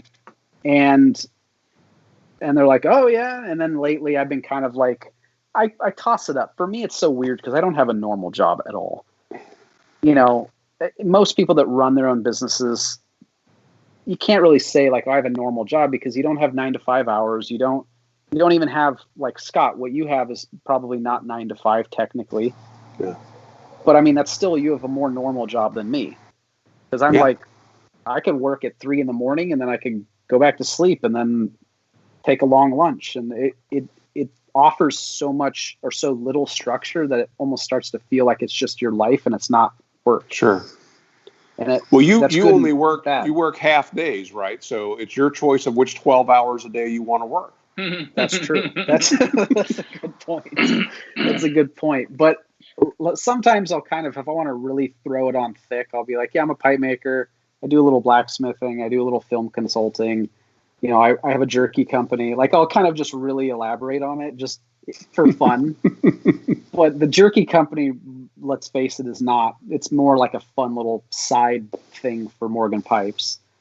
The blacksmithing is a legitimate thing, a legitimate business, but I really want to take my time and learn it properly before I really start heavily pumping out stuff. Yeah. I really just enjoy it. The pipes, yeah, that's my business, and the consulting thing, that's another side to my business. But it's just pipes. I'm a pipe maker, and it always gives funny responses. And you're a Renaissance man. That's what you are. Yeah, I think that's a good way to put it. I enjoy doing lots of shit, and I don't like getting bored. So. You mentioned the jerky. William asked earlier, how'd you get into selling beef jerky? Was it a hobby beforehand? I've been making jerky for a while. just for myself, and I don't really. It's not really of anything of note, so I don't talk about it. But then, due to health code requirements, I can't make the jerky I'm selling you. So I partnered up with a company down in Southern California that makes jerky in a great, it's small batch stuff, but it's still like their dehydrators are like, you could fit like people in their dehydrators. They're amazing. They're huge units, and they have these. Yeah, I know that sounds Not terrible. supposed to. Yeah. Don't. No, lead with don't that do next that. Time. What would? don't. Yeah, just thinking about what your marketing guy in Denmark would say about that one. Look, so we've got bulletproof pipes, people jerky. Just people jerky. This has gone off the rails, Chris. Oh God, I need a PR guy. Anyone out there a PR guy? But they're a great group of guys, and they're a smaller company, and they got some cool equipment though for processing. Because I'm a meat guy. You know, I mean, you guys are too, but I like the process behind all of like the butchering and you know how the marinating and the dehydrating, and I just like all smoking and all that kind of stuff. And so they do it pretty well, and they make a good product. I'm going to be doing another run, and I've been looking into doing biltong as well. But okay. Have you ever had that stuff? We ate some on one of our episodes. It's so good. Mm-hmm. It's just it's different from jerky, obviously, but I thought about doing it because I actually prefer biltong now. I've been buying from a company called Strive. Yeah. And just awesome product. What do you prefer about it? I like the flavor of the beef. And I think with jerky, because of what has to take place for dehydrated jerky, you don't always get the real flavor of the beef. You get the flavor of the marinade. You know, you have to pump it with salt and sugar so that it preserves it. Whereas biltong, they literally just marinate it in like raisin juice and like salt a little. It's not even as salty as jerky. And then they just hang it. That's it. It just dries on its own. It does not have the shelf life though. I mean, it lasts once you open the bag or you know, I got some slabs of it. And once you open that vacuum sealed bag, you get 3 days to eat basically a pound of biltong. Challenge accepted. Yeah. I can do it. I don't know if that's the smartest thing to do. It's a lot of salt. Yeah, that's you know, I've been eating keto for 2 years, and so jerky is one of those things that you would think is a no-brainer fit. And sugar, but there's so much sugar. There's so much. Yeah. Biltong, we found some that has almost nothing, and so it's become a great kind of go-to meat snack for that. I mean, I like them both, but it's frustrating. It's frustrating to, you know, be on a road trip, hop into the gas station, and look at 10 different jerkies and not be able to buy any. Yeah. Oh my God, it's like 12 grams of sugar or whatever. Like, I get some of them are crazy. Mine has a little quarter less bag that you're gonna eat all of. Yeah, yeah. No one's like, even mine are 2.5 ounce. I think I have one bag left. Yeah. What are mine? Mine's where's sugar? 7 grams, and I think mine's fairly low sugar, to be honest. And it's how many carbs? A 8 grams. Yeah. See, that's outside of keto. You know, you can't, like, you wouldn't really be able to eat that. Yeah, you're right? trying to stay below 20 a day. So well, you got 2 bags. It's doable if it's doable if it's the only carbs you eat in a day. But even that's, if you try to eat 0 carbs, you're going to get about 20 carbs in your diet. I can imagine. There's nothing that has no. I mean, you can't just eat meat, right? No, like solitarily. Well, actually, yeah, we were talking to George Bruno about that. Yeah, he's gone on meat only diets. Yeah, he's like full carnivore. He had. I don't think he is right now strictly. I wonder how sustainable diet, and people will eat just meat, some like cheese and eggs, and that's it.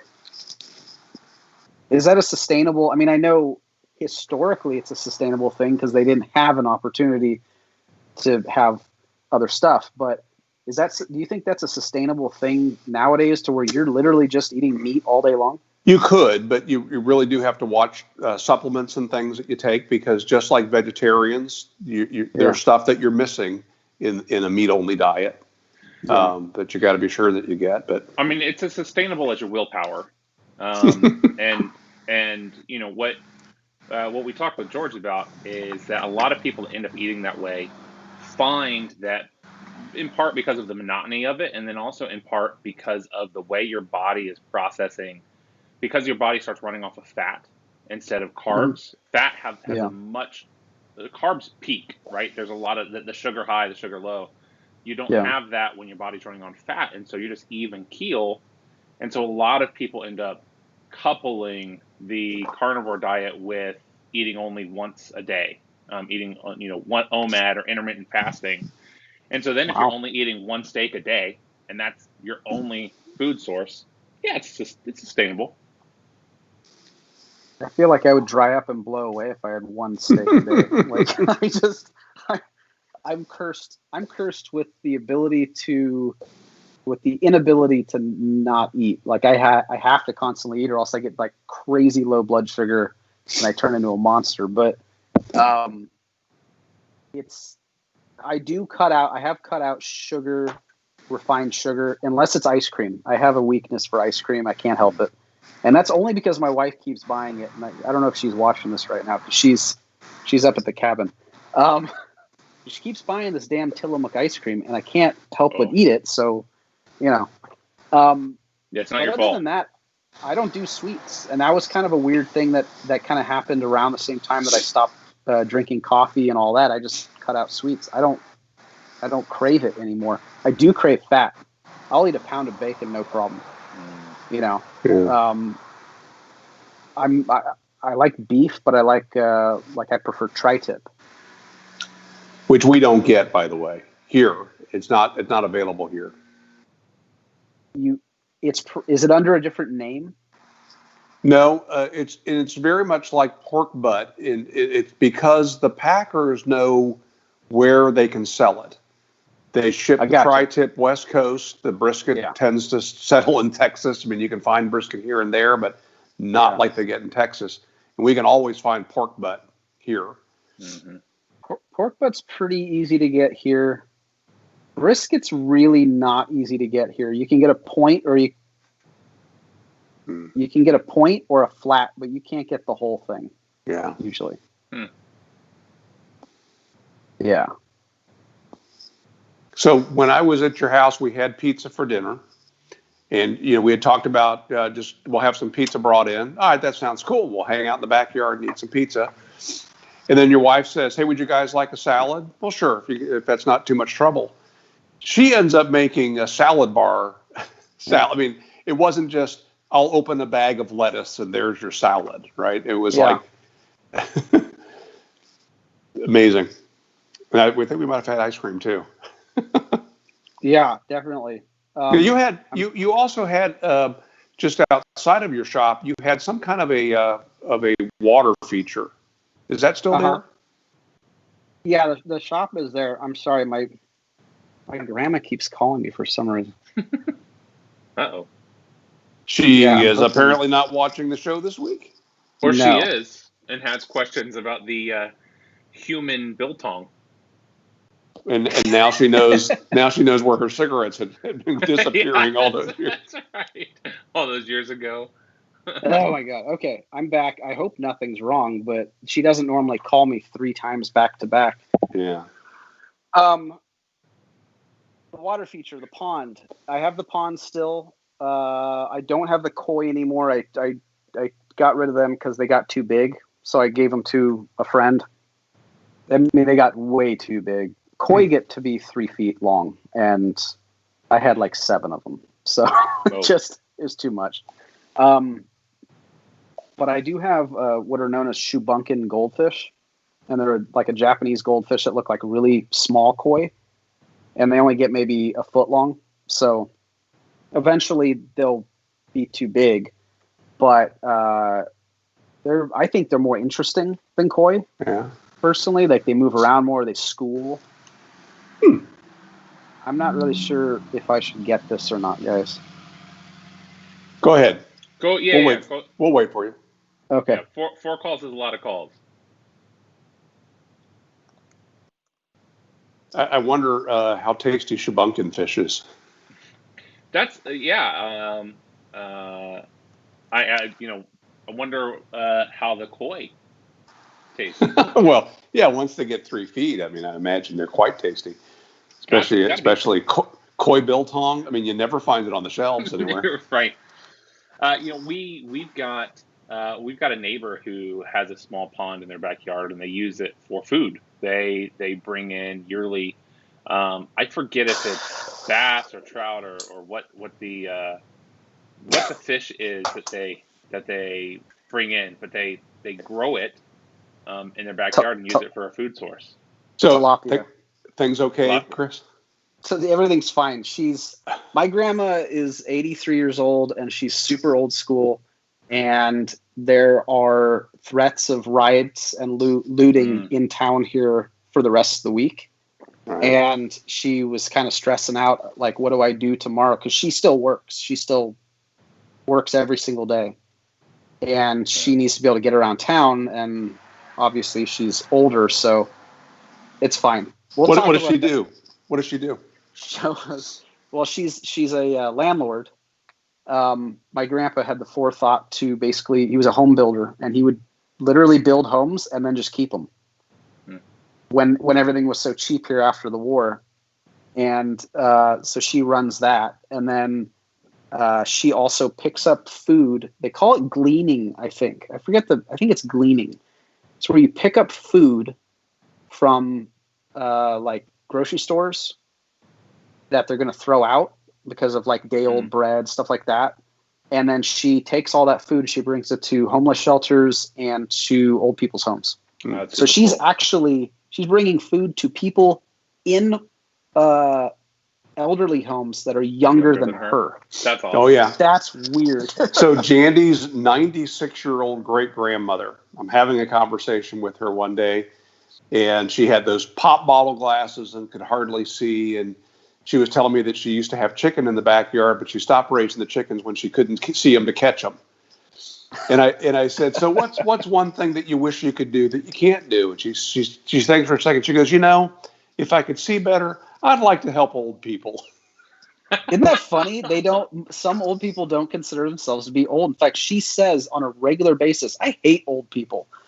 But you're older than most old people. Like, you're technically qualified as like super old, but she's very young at heart, and she swears like a sailor, and she basically lives off of bacon and ham fat, and like she'll straight up cook a pound of bacon, and then she'll take a hunk of sourdough and soak it in the hot grease and then eat it. And she's all about that. And gin. She loves gin. Wow. She's a badass, like a great breakfast right there. You can't argue with success, though, can you? I don't know. Like, it's the same story, though. And this is something that I've mentioned recently to people. Every interview, when they show like a 115-year-old man or woman, and they're like, what's the secret to old age? And they're like, bacon and beer. Seriously, it comes up. Bacon at least comes up, and I know you guys don't drink, but the bacon things comes up in every. You do? Boy does. You're into beer, right? Yes. More whiskeys now because of the carbs. Okay. Yeah. I was doing homebrew for a while, but every beer other than Michelob Ultra and now Corona Premium is just loaded with carbs. So can't have much. Can't do that. But the bacon, man, the bacon comes up, and it's not just the U.S. Like, in other cultures, what do you eat? Pork belly. Yeah. In Asian cultures, it is all about pork belly, and I think it has something to do with the fat. Yeah, fat and the longevity associated with that. I don't know, but I think you're probably right. Just stealing the life force from the animals, what it is. That's what it is. It's the soul. So, do you still bike? I do. I've transitioned my biking over to an e-bike. There's a lot of places to ride in town, but I wanted to be able to get up to the trailheads that are up here. We have a lot of open space in the Santa Cruz Mountains. And to get to those, you're pretty much dead tired by the time you get to them because it's all uphill for miles to get to them. So I got the e-bike to get up there, and I get out once in a while, but lately between the forging, my kid, COVID,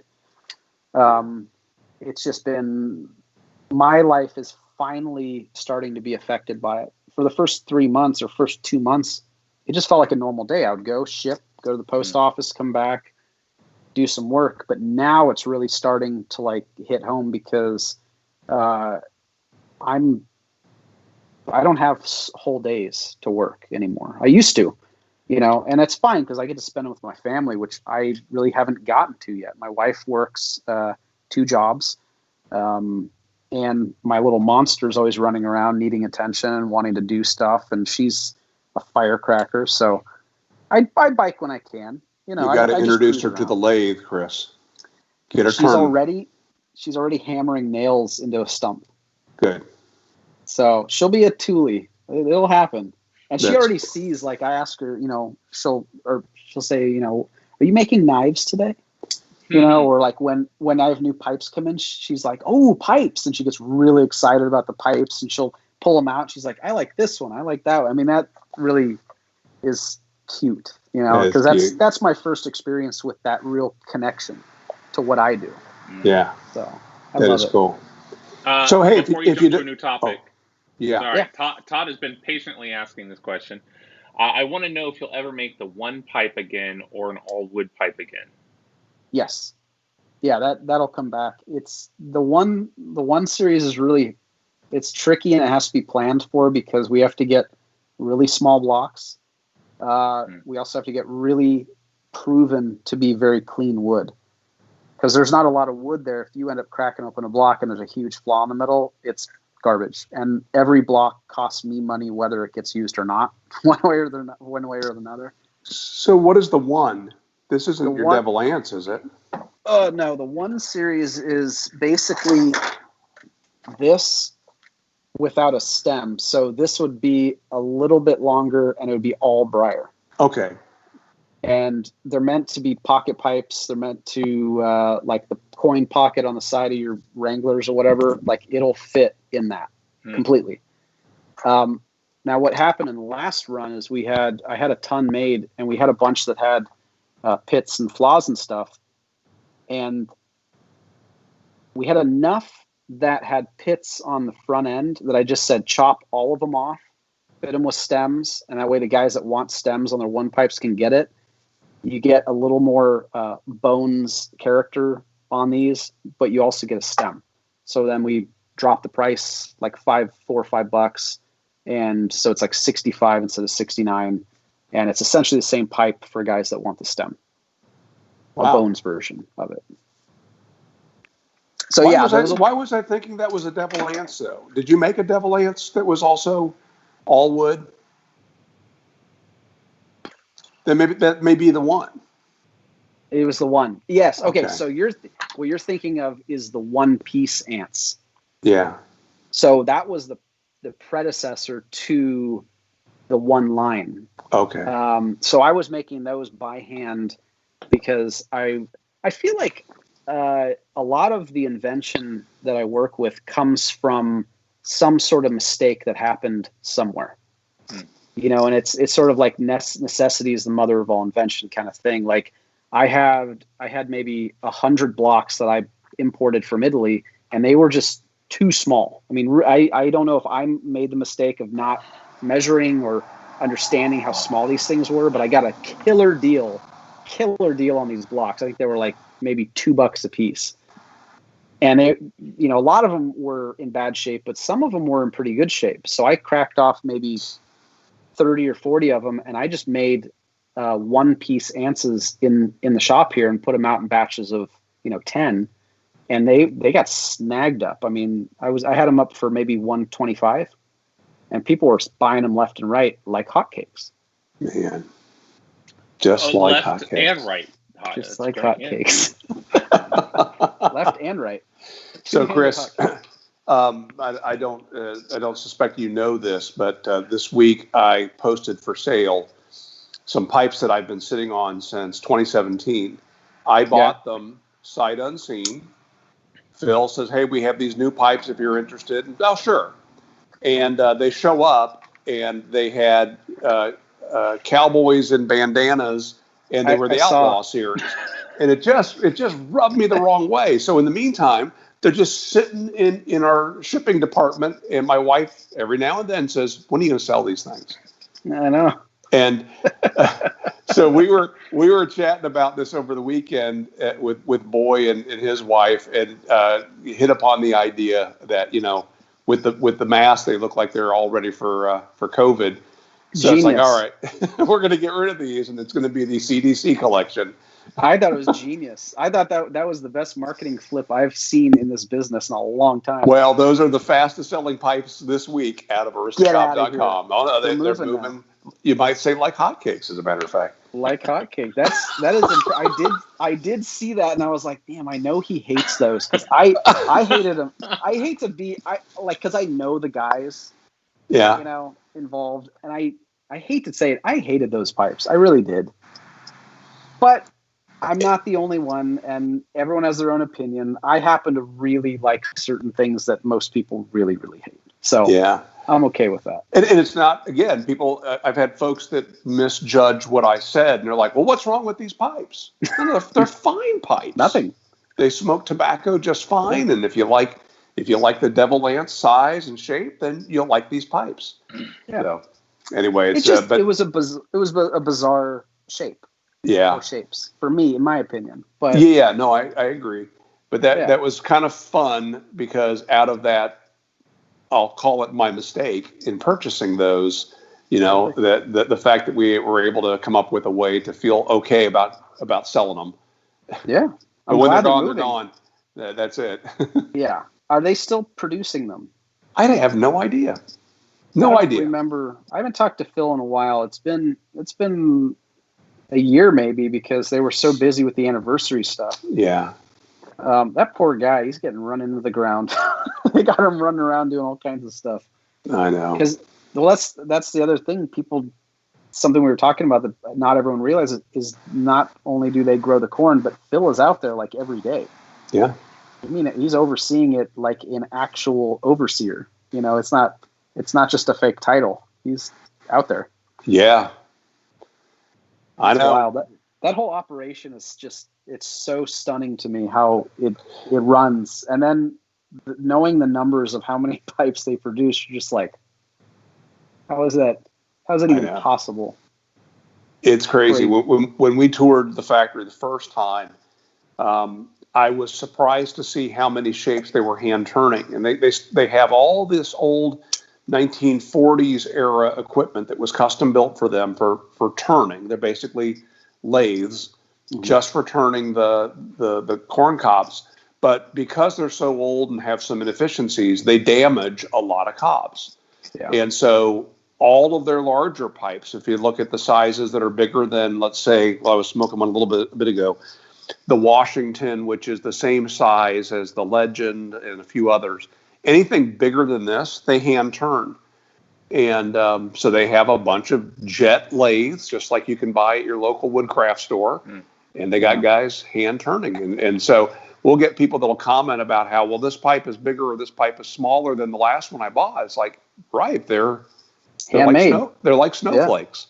Yeah. And they're made from a natural material, and some of those are bigger and some of those are smaller. So it is. They have done an exceptional job at standardizing a natural product. I mean, you can't think of a better way to do it. A CNC machine would not do it better. Yeah, I agree. You know, cobs are curved and the pith is uneven, and it's a wild process. I'm still stunned every time I find another video on YouTube about it or whatever. So did you see the guy that won in the homegrown cob foolery category? Mike. Yeah. Seth, I don't know if you saw this. He grew this corn. Yeah. I think the squirrels got to it, so that was strike number one. No. And then as he cut down what remained, he was on his way to drilling them out, and they split. and then the second one split, and he ended up with this little end where it was connected to the stock originally. I mean, little teeny end of the cob and some of the stock, and he's like, I wonder if I can make this work. And he plugged it and he turned it on its side and he drilled it and he actually uses the stock as part of the stem. It's I think that's really genius. Really cool. Probably never been done before. I think ever. You're right. That's pretty cool. I did see a guy that made a pipe out of a pumpkin top though one time. Like what do you call that? The stem, I guess? I guess, yeah. And he cracked it off and drilled it and made an actual pipe that had a acrylic stem on it out of this thing. And I thought it was the weirdest thing, but he said it smoked pretty well. Well, there's a lot of videos on YouTube showing you how to make a pipe out of an apple. Well, but I that's used to more do that different. a lot. So. That's apples, and I think we used an orange one time. That was not enjoyable. That was harsh. I would think so. I had fun in high school. Before we run out of time, could you show us around a little bit? Yeah. Let's do a little mini tour. All right. Cool. All right. So. With music too, huh? Oh yeah. Okay, so it's a little messy in here, but there's my Monster air compressor. Goodness. And then, it's a rotary compressor. I'm very proud of course, it's quiet, sure. That's why I got it, because it was quiet, and me being the kind of guy that doesn't want to piss off my neighbors, but now slam an anvil a couple days a week. The main computer and everything's down here. I'm not going to show you that. It's messy. This is all the racks, so all your pipes and stuff are coming from this area. It's a little crazy. Dust collection. Let me get some lights on here. Oh, it's nice and cold on this side. Okay. Where are we? Can I see myself? Is that possible? I don't know. Not going to help. Can I think if you click on. Okay. Damn it. Well, we're seeing you. Now we're seeing All the right, shop. so here's the old apothecary card catalog cabinet thing. I love this thing. That's so cool. This is not decorated yet. I took everything down because I want it to be clean. I don't want any dust on anything. This guy here is my new even heat treating oven. I can pretty much heat treat any steel you can think of: stainless steels, super steels, tool steels, all the fancy pants stuff. This is the jet mill, which I mainly use as a drill press unless I'm having some select projects that I'm working on. This is the Ameribraid grinder. Nice. I cannot say enough good things about. This is a fairly newer American company. These are made by a very few people. They're crazy inexpensive for the quality you get. I've got my spark dump right here, which is basically like a dust collection separator, sort of, but for steel. So basically the sparks will come down here, which I made the mistake of having a plastic one, but I'm looking for a steel one. But it's fine because it's actually lined with plate steel on the inside and metal tape, so it's okay. It didn't burn through. But aluminum down tube goes into the separator, into water, and then my dust collection hookup starts here and then runs into my dust collector, and that way I can use the same dust collector for both if I want to. So it's a two-stage separator at that point. Exactly, and it is, I would venture to say it is 99.5% efficient. I mean, the inside of the hose has nothing in it. The dust collector has no steel dust in it. It's very, very efficient. My issue is not so much the dust collector getting metal in it. It's mainly fire. So I haven't had any issues with that yet.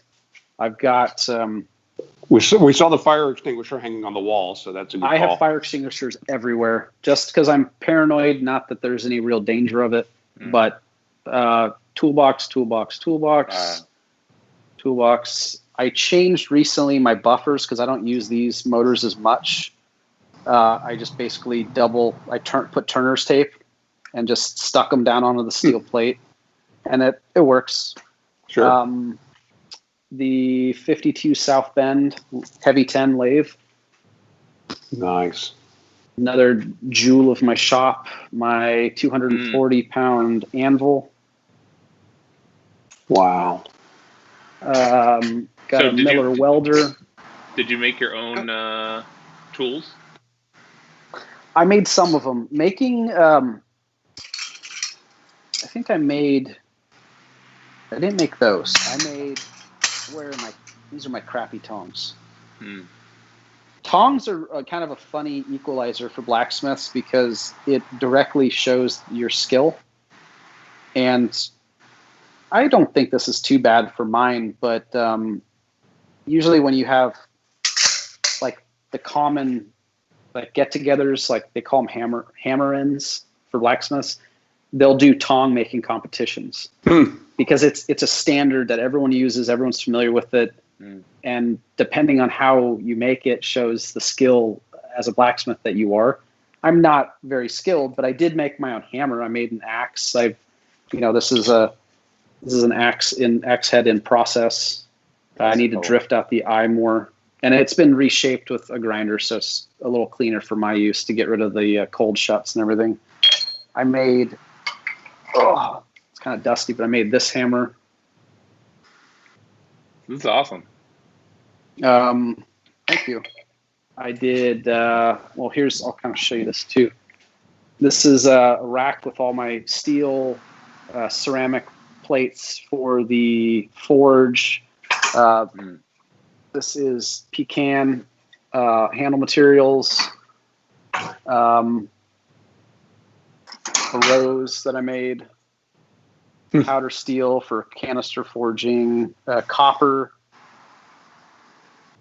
mild steel, and then I have like more of the exotic stuff here. So this is ATS 34. I've got Crew Forge V, which is essentially a easily forgeable. It's an almost stainless sort of steel. It occupies a really unique area. And then 1084s and all that tool steels. And then this is something I've always wanted, but never ended up getting around to getting. And it's a big, heavy-duty cabinet for all my bits and pieces, and I can store a lot of crap in there, so that's been nice. That's great. So is that a new item in the shop? That's fairly new. That's only been in here maybe a year. But it's nice and big. I've got, actually, I don't know if you guys saw this one. This is, I had a burl that I bought from Steve Norse that looked like that. And I didn't know what to do with it, so I turned it into a Mjolnir. That's awesome. And it's actual, it's inscribed, and it has red ochre, which is the traditional inscription pigment. Wow. For doing Norse stuff. You got Tyr on there. And then I did the lightning finish on the handle. Now, Seth, have you seen him doing that? No. That's super cool. He's done a number of Instagram it's fun. I love videos doing of it. It's a little dangerous. When first week of you bought quarantine, one.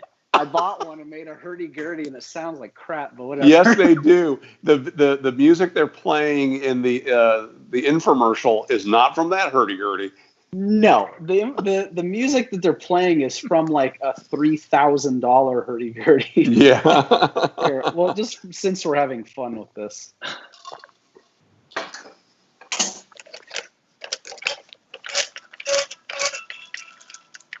What's going on here? Okay. Oh, I got my rosin stuck in there. Okay, ready to go.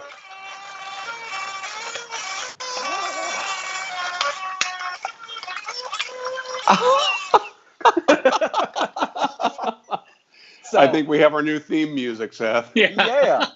But I will say it was really fun to make it. It was cool because I like puzzles, and it was a good time. It gave me like 2 days worth of distraction.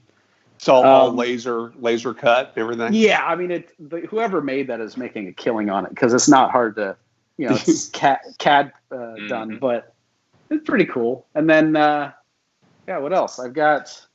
But how many people do you know can say that? Well, when I was building my hurdy-gurdy recently. Yeah, no, it was, and that's why I did it because I like the absurd. I've got a plasma cutter down there, which I accidentally almost cut my finger off with one time. Whoops. Yeah, and I mean it's approaching what are the temperatures?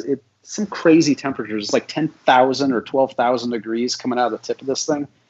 And I ran it right across the tip of my finger, and it basically cooked the very top layer of my skin and left everything else alone. Didn't even create because it's so hot. I guess it just, I don't know. It cauterizes as it cuts, huh? Biltong. Exactly. Biltong. That's like your human biltong. Human biltong. Got the Rikon bandsaw. I've got my quench tank that I've just rigged up to be heated with a pail heater. So you can plug it in, basically dial in your temperature because the quench oil has to be about 120. And then here's the forge on wheels. This is a chili forge, and it'll forge weld. So I can, basically, for anyone that doesn't know what that means, it's when you take two pieces of steel and flux them and put them in there, heat it up, and you just tap it, and it welds those pieces together permanently. And that's about 2,200 degrees, 2,000 degrees. Are you running this in the shop, or do you roll that out outside? No comment. Okay, very good. You saw how many fire extinguishers there were. Now, it's believe it or not, though, the interesting thing with forges like these, atmospheric forges, where's this? Why isn't it switching over? Okay. So they will push flame out to about here, maybe a couple of inches, unless you're really cranking. Normally, if I'm forging, I will have one burner on, and I will run it. Everything goes to. So on YouTube we're lost. Yeah, gotcha. And we're back. And so you were saying where we last left off. You're talking about the using a single burner, and the flames only come out just a little bit. Well, most forging is if you're smart, it's safe. It's all about there's risk in eating a ham sandwich, right? So you just have to be safe and be smart. Everything is done in steps, like meaning you never turn the forge on ever unless your vents are open. So on here you have these gates, and if that's closed, I mean it'll shoot very thick orange flames like 4 feet out of the side, and that's really dangerous. So you always want your oxygen mix to be good. But gas forges, in my opinion, are the way to do it if you're in a neighborhood. It's clean, it's safe, there's no smell.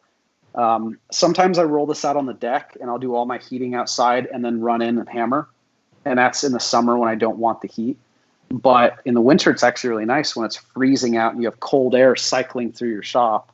Sure. And the reason I bought this is because of the insulation factor of it. If you held your hand at full tilt, you could hold your hand probably 3 inches away from it and you feel nothing. The only issue is heat out the front and the back, and that only stretches out about a foot. So it's really well contained inside the fire brick, and then everything else gets sucked outside. But I want to talk. It all depends. More about your forging in just a second, but Dan wants to know how the hell are you eating a ham sandwich that you're risking death? Cass Elliott. To Mama Cass. I mean, it Cass happens. Elliott. Yeah. You know? Yeah. It happens, man. I hear that that's a myth, but we're going to go with it tonight. You got to pretend that it's real at least, because it's just, it's history, right? So your forge, but my brother-in-law is just in the process of building his second forge. His first, and he learned some things from his first one, and is in the process of building it. So You're using propane? Propane. And how are you mixing the oxygen? So it's an atmospheric forge or a Venturi forge. So when the gas is shooting in to the forge itself, it essentially self mixes. So you have these vents here. And so can you control the mix by opening and closing the vent? Yeah, by sliding that up and down. So basically you're going to start it right about an inch down, and that's all you're going to need to run the whole thing. And it's basically Venturis the air in with it and mixes in the pipe before it. So I don't know if you guys can even see in there, but yeah. It's a very simple forge, but if I had the option of doing a coal forge in my neighborhood, I totally would. Or a coke forge, I would 100% do it, except that the startup is very smoky and I'm in a valley. So if I started it up, it would smoke out all my neighbors. Yeah. And it doesn't smell great. But coal forges have their use. I don't forge enough for that to matter. I mean, I'm not in here every day hammering. But coke forges are incredibly cheap to run. I mean, coke and coal are really cheap, whereas gas is crazy expensive. So if we were to look forward 5 years from now, what are your plans for this? Probably won't be living here if I continue doing this at a high level. I can do it with gas. I do a little stock removal right now on blades, although I don't like to. I like the process of forging it out. I like the exercise of it, at least. It's fun. And then I don't know, 5 years, probably. My main goal is axes. It always has been. I want to make axes. And I've made a few straight razors. I'll probably get further into that. But I did this guy here.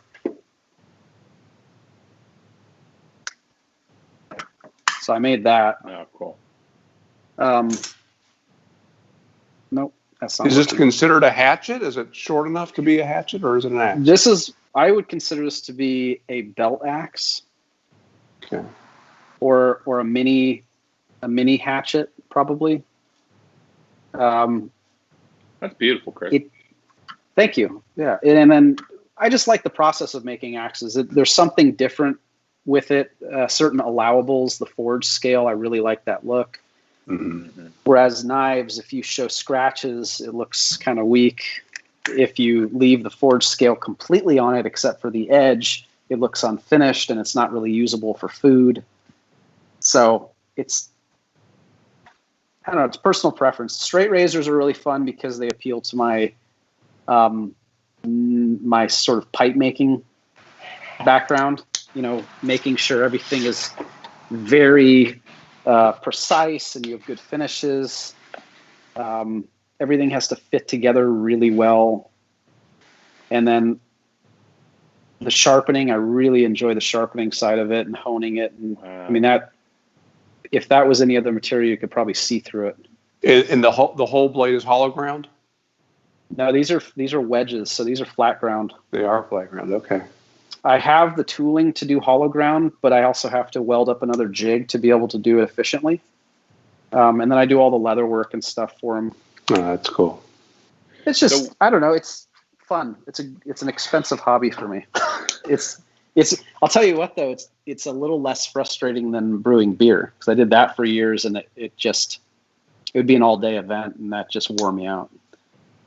So in 5 years then, would you see yourself continuing to make hand forged items, or would you see it going more of a manufactured approach?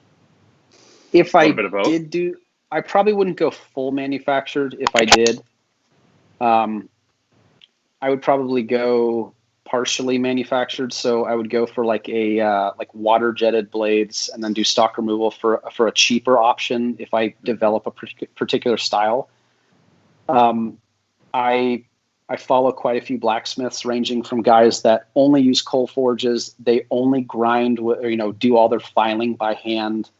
And I don't see myself doing that as much as I love the romanticism of being a true blacksmith. Yeah. But then there's also guys that do only stock removal. They have all their blades water jet. They do all their stock removal in-house, and then they put a Kydex sheath on it and a stabilized, whatever handle. And that's not really my thing either. I'm kind of in between. So I don't really know. I couldn't do that. I couldn't tell you even 5 years ago what I would be doing right now. Right. I didn't foresee bones becoming what it has become. I didn't foresee blackjack becoming that. I honestly thought that I would still be doing handmade pipes even 20 years from now. But, no one knew the politics that would be coming out, or economic downturns, or what we're experiencing now. And while I would love to do handmade pipes, I can't. I mean, I developed arthritis in certain joints from it because you're working on such a fine scale and you're holding little pieces of sandpaper.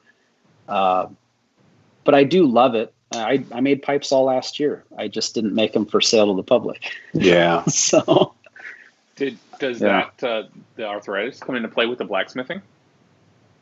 It doesn't, to a certain degree. I actually I broke up a minor dog fight last year and snapped my middle finger, and I didn't get it set. I mean, I set it myself, but I didn't get it casted or do anything medically to it. And I feel that when I'm hammering, especially if I run I cap it at about 6 hours. If you go longer than 6 hours, in my opinion, you could hurt yourself because you get real tired. And it's not really about the hammering; it's the heat, really. But I don't feel arthritis because I have fairly good elbows. It's my fingers mainly that I'll feel it in. So, Chris, we've actually gone longer than I expected to, and I had one more thing I wanted to ask you about. Yes, sir. Well, what got a certain company to notice you and to ask for your input on a new product that's under development? So I'm trying to think how much of this I can say. I was contacted by Leatherman to do some product testing on a new tool that's coming out. I have no idea when. I can't show it. I can't talk about it specifically. But it's some new features that would be available. I don't know how. I'm trying to think of how it even happened. They put it out there and said, "Are you interested?" I filled out some paperwork or some almost like a survey of sorts, and then they came back approving it, and then gave me an NDA to sign. And then after the NDA, I had meetings with their design team and their R&D guy and all that stuff. So that's a non-disclosure agreement for people. Non-disclosure agreement. It is very light compared to some of the other non-disclosure agreements. Like I can talk about, I can show people in person, no problem. I just can't do any social media, and I don't know if I can. I don't think I can show it here. Yeah. But it's been a cool process, and it's been interesting to see how a company of that size works. It actually has influenced the way I think about my own business. That's great. So, yeah, it's been fun, and I'm sure you'll see it, and I'm sure I'll talk about it just as I will some other things that'll be coming out in the near future, hopefully. But yeah. Well, that's cool. So Chris, what kind of? Go ahead. I was going to ask, what kind of feedback are they looking for? Are you torture testing whatever kind it is, of. Or it's kind of different for everyone. I know there's not a ton of people doing it, but I think some guys were chosen to torture test it. They gave us, it's up to our own prerogative what we want to do. If we want to try to pry open a can of paint with it, or if we want to baby it, it's kind of up to us. We don't get to keep the tool, unfortunately. But I get to keep all the cool stuff they sent with it, like the accessories and all that kind of stuff, which I guess don't really do me a lot of good, but I'm hoping that we'll get a free one at some point. Yeah, hopefully. But yeah, it's basically, there's a particular tool on there that is very new. It is 100% brand new. It's never existed in the market. It's absolutely genius the way that they've done this, and they want to see if that point holds through whatever. So they've contacted people to do construction. They've contacted fishermen. They've contacted, I'm sure there's a dude in like rural Alaska that builds homes out of trees, and he's using it. Like, they did their research, and they're a very knowledgeable company. And what's cool is they've stayed true to their original values. You know, what they're producing is a tool to be used, and that's their go by. You know, it's very cool. Well, that's neat. I have a personal Leatherman story that I won't tell tonight, but I was never without a multi-tool on my belt. I had one for years, and I stayed current with it, and then stopped when I moved into the role that I'm in now 20 years ago. And but every now and then somebody would come out with something new and innovative. And when the Leatherman Wave came out, I just had to see it. So Seth and I went to a sporting goods store that had one on display, and I wasn't intending to play with it, but they had it with all the blades all out. And I said, "Can I see that?" And the guy takes it out of the glass case and he hands it to me. Oh, God. All right. So I proceed to fold the blades in. And when I got done and got all the blades in, I asked the guy, "You wouldn't happen to have any Kleenexes back there, would you?" Because I was bleeding from about 7 places. That's awesome. I love the leather. I love the Wave. I bought the Wave, the original Wave, when it came out. And I loved it, but I forget what I was doing. I think I was prying something that was clamped in a vise, and the tip snapped. You know, it happens, 1 in 1,000 or whatever. You know, you got a weakness in the metal, and it snapped. And I called him up, and I said, "Hey, I have this Leatherman Wave, but the tip snapped." He's like, "Oh, just send it in." And they sent me a brand new one of the new version. Because they redid it, and they gave you the 420 HC blade and like all the cool stuff. Because before, I think it was 440C, which was, you know. They only wanted to have to replace it once. Yeah. I mean, it's very impressive though, the way these the way that their engine works is really cool. It was cool to see kind of inside, because after signing an NDA, they're like, "Yeah, we'll tell you whatever you want to know." It's actually pretty neat. That's awesome. So, yeah. I've worked with a company that had it, because I was an employee. I didn't have to sign anything, but I knew that my life was in my own hands if I were to share some of the things that I saw, and I actually created 2 products that they sold that were accessories to a product. And that whole process was fascinating to me, where they can take an idea and, you know, gosh, if you only did this to it, it would be able to do these additional things. And then to see engineers take that and make it so that they can put it into production is a neat process. And it's got to fit their equipment and their systems. I hope I can share this with you guys soon, because the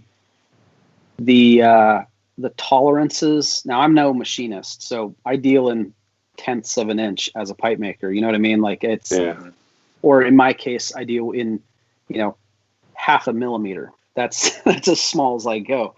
But the tolerances that they were able to achieve in this, I don't even understand how some of it was possible. That's neat. Like, I mean, the tooling that they have is probably next, you know, it's light years away from what's even available on the market. Wow. But I did overhear some pretty cool stuff. Given the current state of events, certain companies, tool companies, not Leatherman, because I think they've always been in the States, but certain other tool companies have moved their operations back stateside.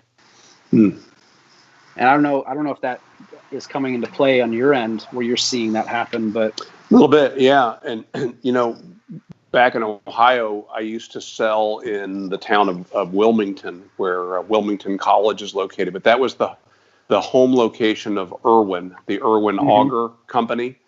and all of that production went overseas. And I'd love to see any of that kind of production coming back to the U.S. where it makes sense. And they would never make tools the same way they did back in those days. But there's efficiencies with, like you say, CNC or any of those tools that you can take what used to require lots of skill and punch it into a computer, and then have unskilled labor, but still talented, right? Still good labor doing the work. It's great that some of that can come back. Hey, my battery is about to die. I keep ignoring. Someone didn't plug in? Well, I can get up and mistake. plug in. So either we need to end this or I need to get up and plug this in. It's up to you guys. I had a full battery when I got started here. Now I think we've gone pretty long here, Chris, and it's a little later on our coast than it is where you are. I hear you. Totally understandable. I don't know, Seth. What do we have anything planned for next week? Any guess? I don't think we have anybody confirmed lined up at this point. So all right, so we can't promote it today, but we'll be back next week, and cool. We appreciate folks that have stuck around and watched this or watched it in the reruns. It's been great to spend time with you, Chris. Thank you for hanging out. Same to you guys, and I appreciate being welcomed on this. It's kind of funny how things have changed over the years from when you were here and how much update there has been. So it's always a pleasure to talk to you, Scott. And Seth, it's nice, I think, meeting you for the first time face to face. But I feel like I keep thinking we met before, but maybe I'm wrong. Who knows? Weird? That's like a celebrity thing where like you watch someone so much. So you're actually a celebrity. I watch you so much that I feel like I know you. You should find some better channels to watch then. I mean, this episode was great, but most. Chris, thank you for joining us, and definitely great to get to meet you, and it's been a lot of fun. It's been a lot of fun. I had a great time. I didn't even make it through a whole bowl because I've been talking so much. You had Seth at meat. Oh yeah. Meat. I'm all about meat. I'm about to go inside and make some smash burgers, and they're all mine because there's no one else here. So wait, do we have time for what, Chris? I was going to say, you could say you're smoking 1Q in your general, right? Or in your... I was smoking a nose warmer there. You back on the RLP 6? No, actually, I was smoking 1Q tonight. And I knew we were going to be with Chris, so. What were you smoking, Chris? GLP's Penny Farthing, the shag cut one, in one that I made some years back. This ended up being my favorite pipe. I like it. I don't know. No, I like that pipe when the stem was on upside down, though. That was really fun. You could be onto something. Well, seeing Great Captain Morgan. Yeah. Promoted. All right, so let's wrap this up. Chris, stick around a minute, and I will get plugged in. But let's say goodnight to the good folks on YouTube, and thanks you guys for hanging with us. And we'll see you next week. Make it a great week. Thank you, guys. Thank you.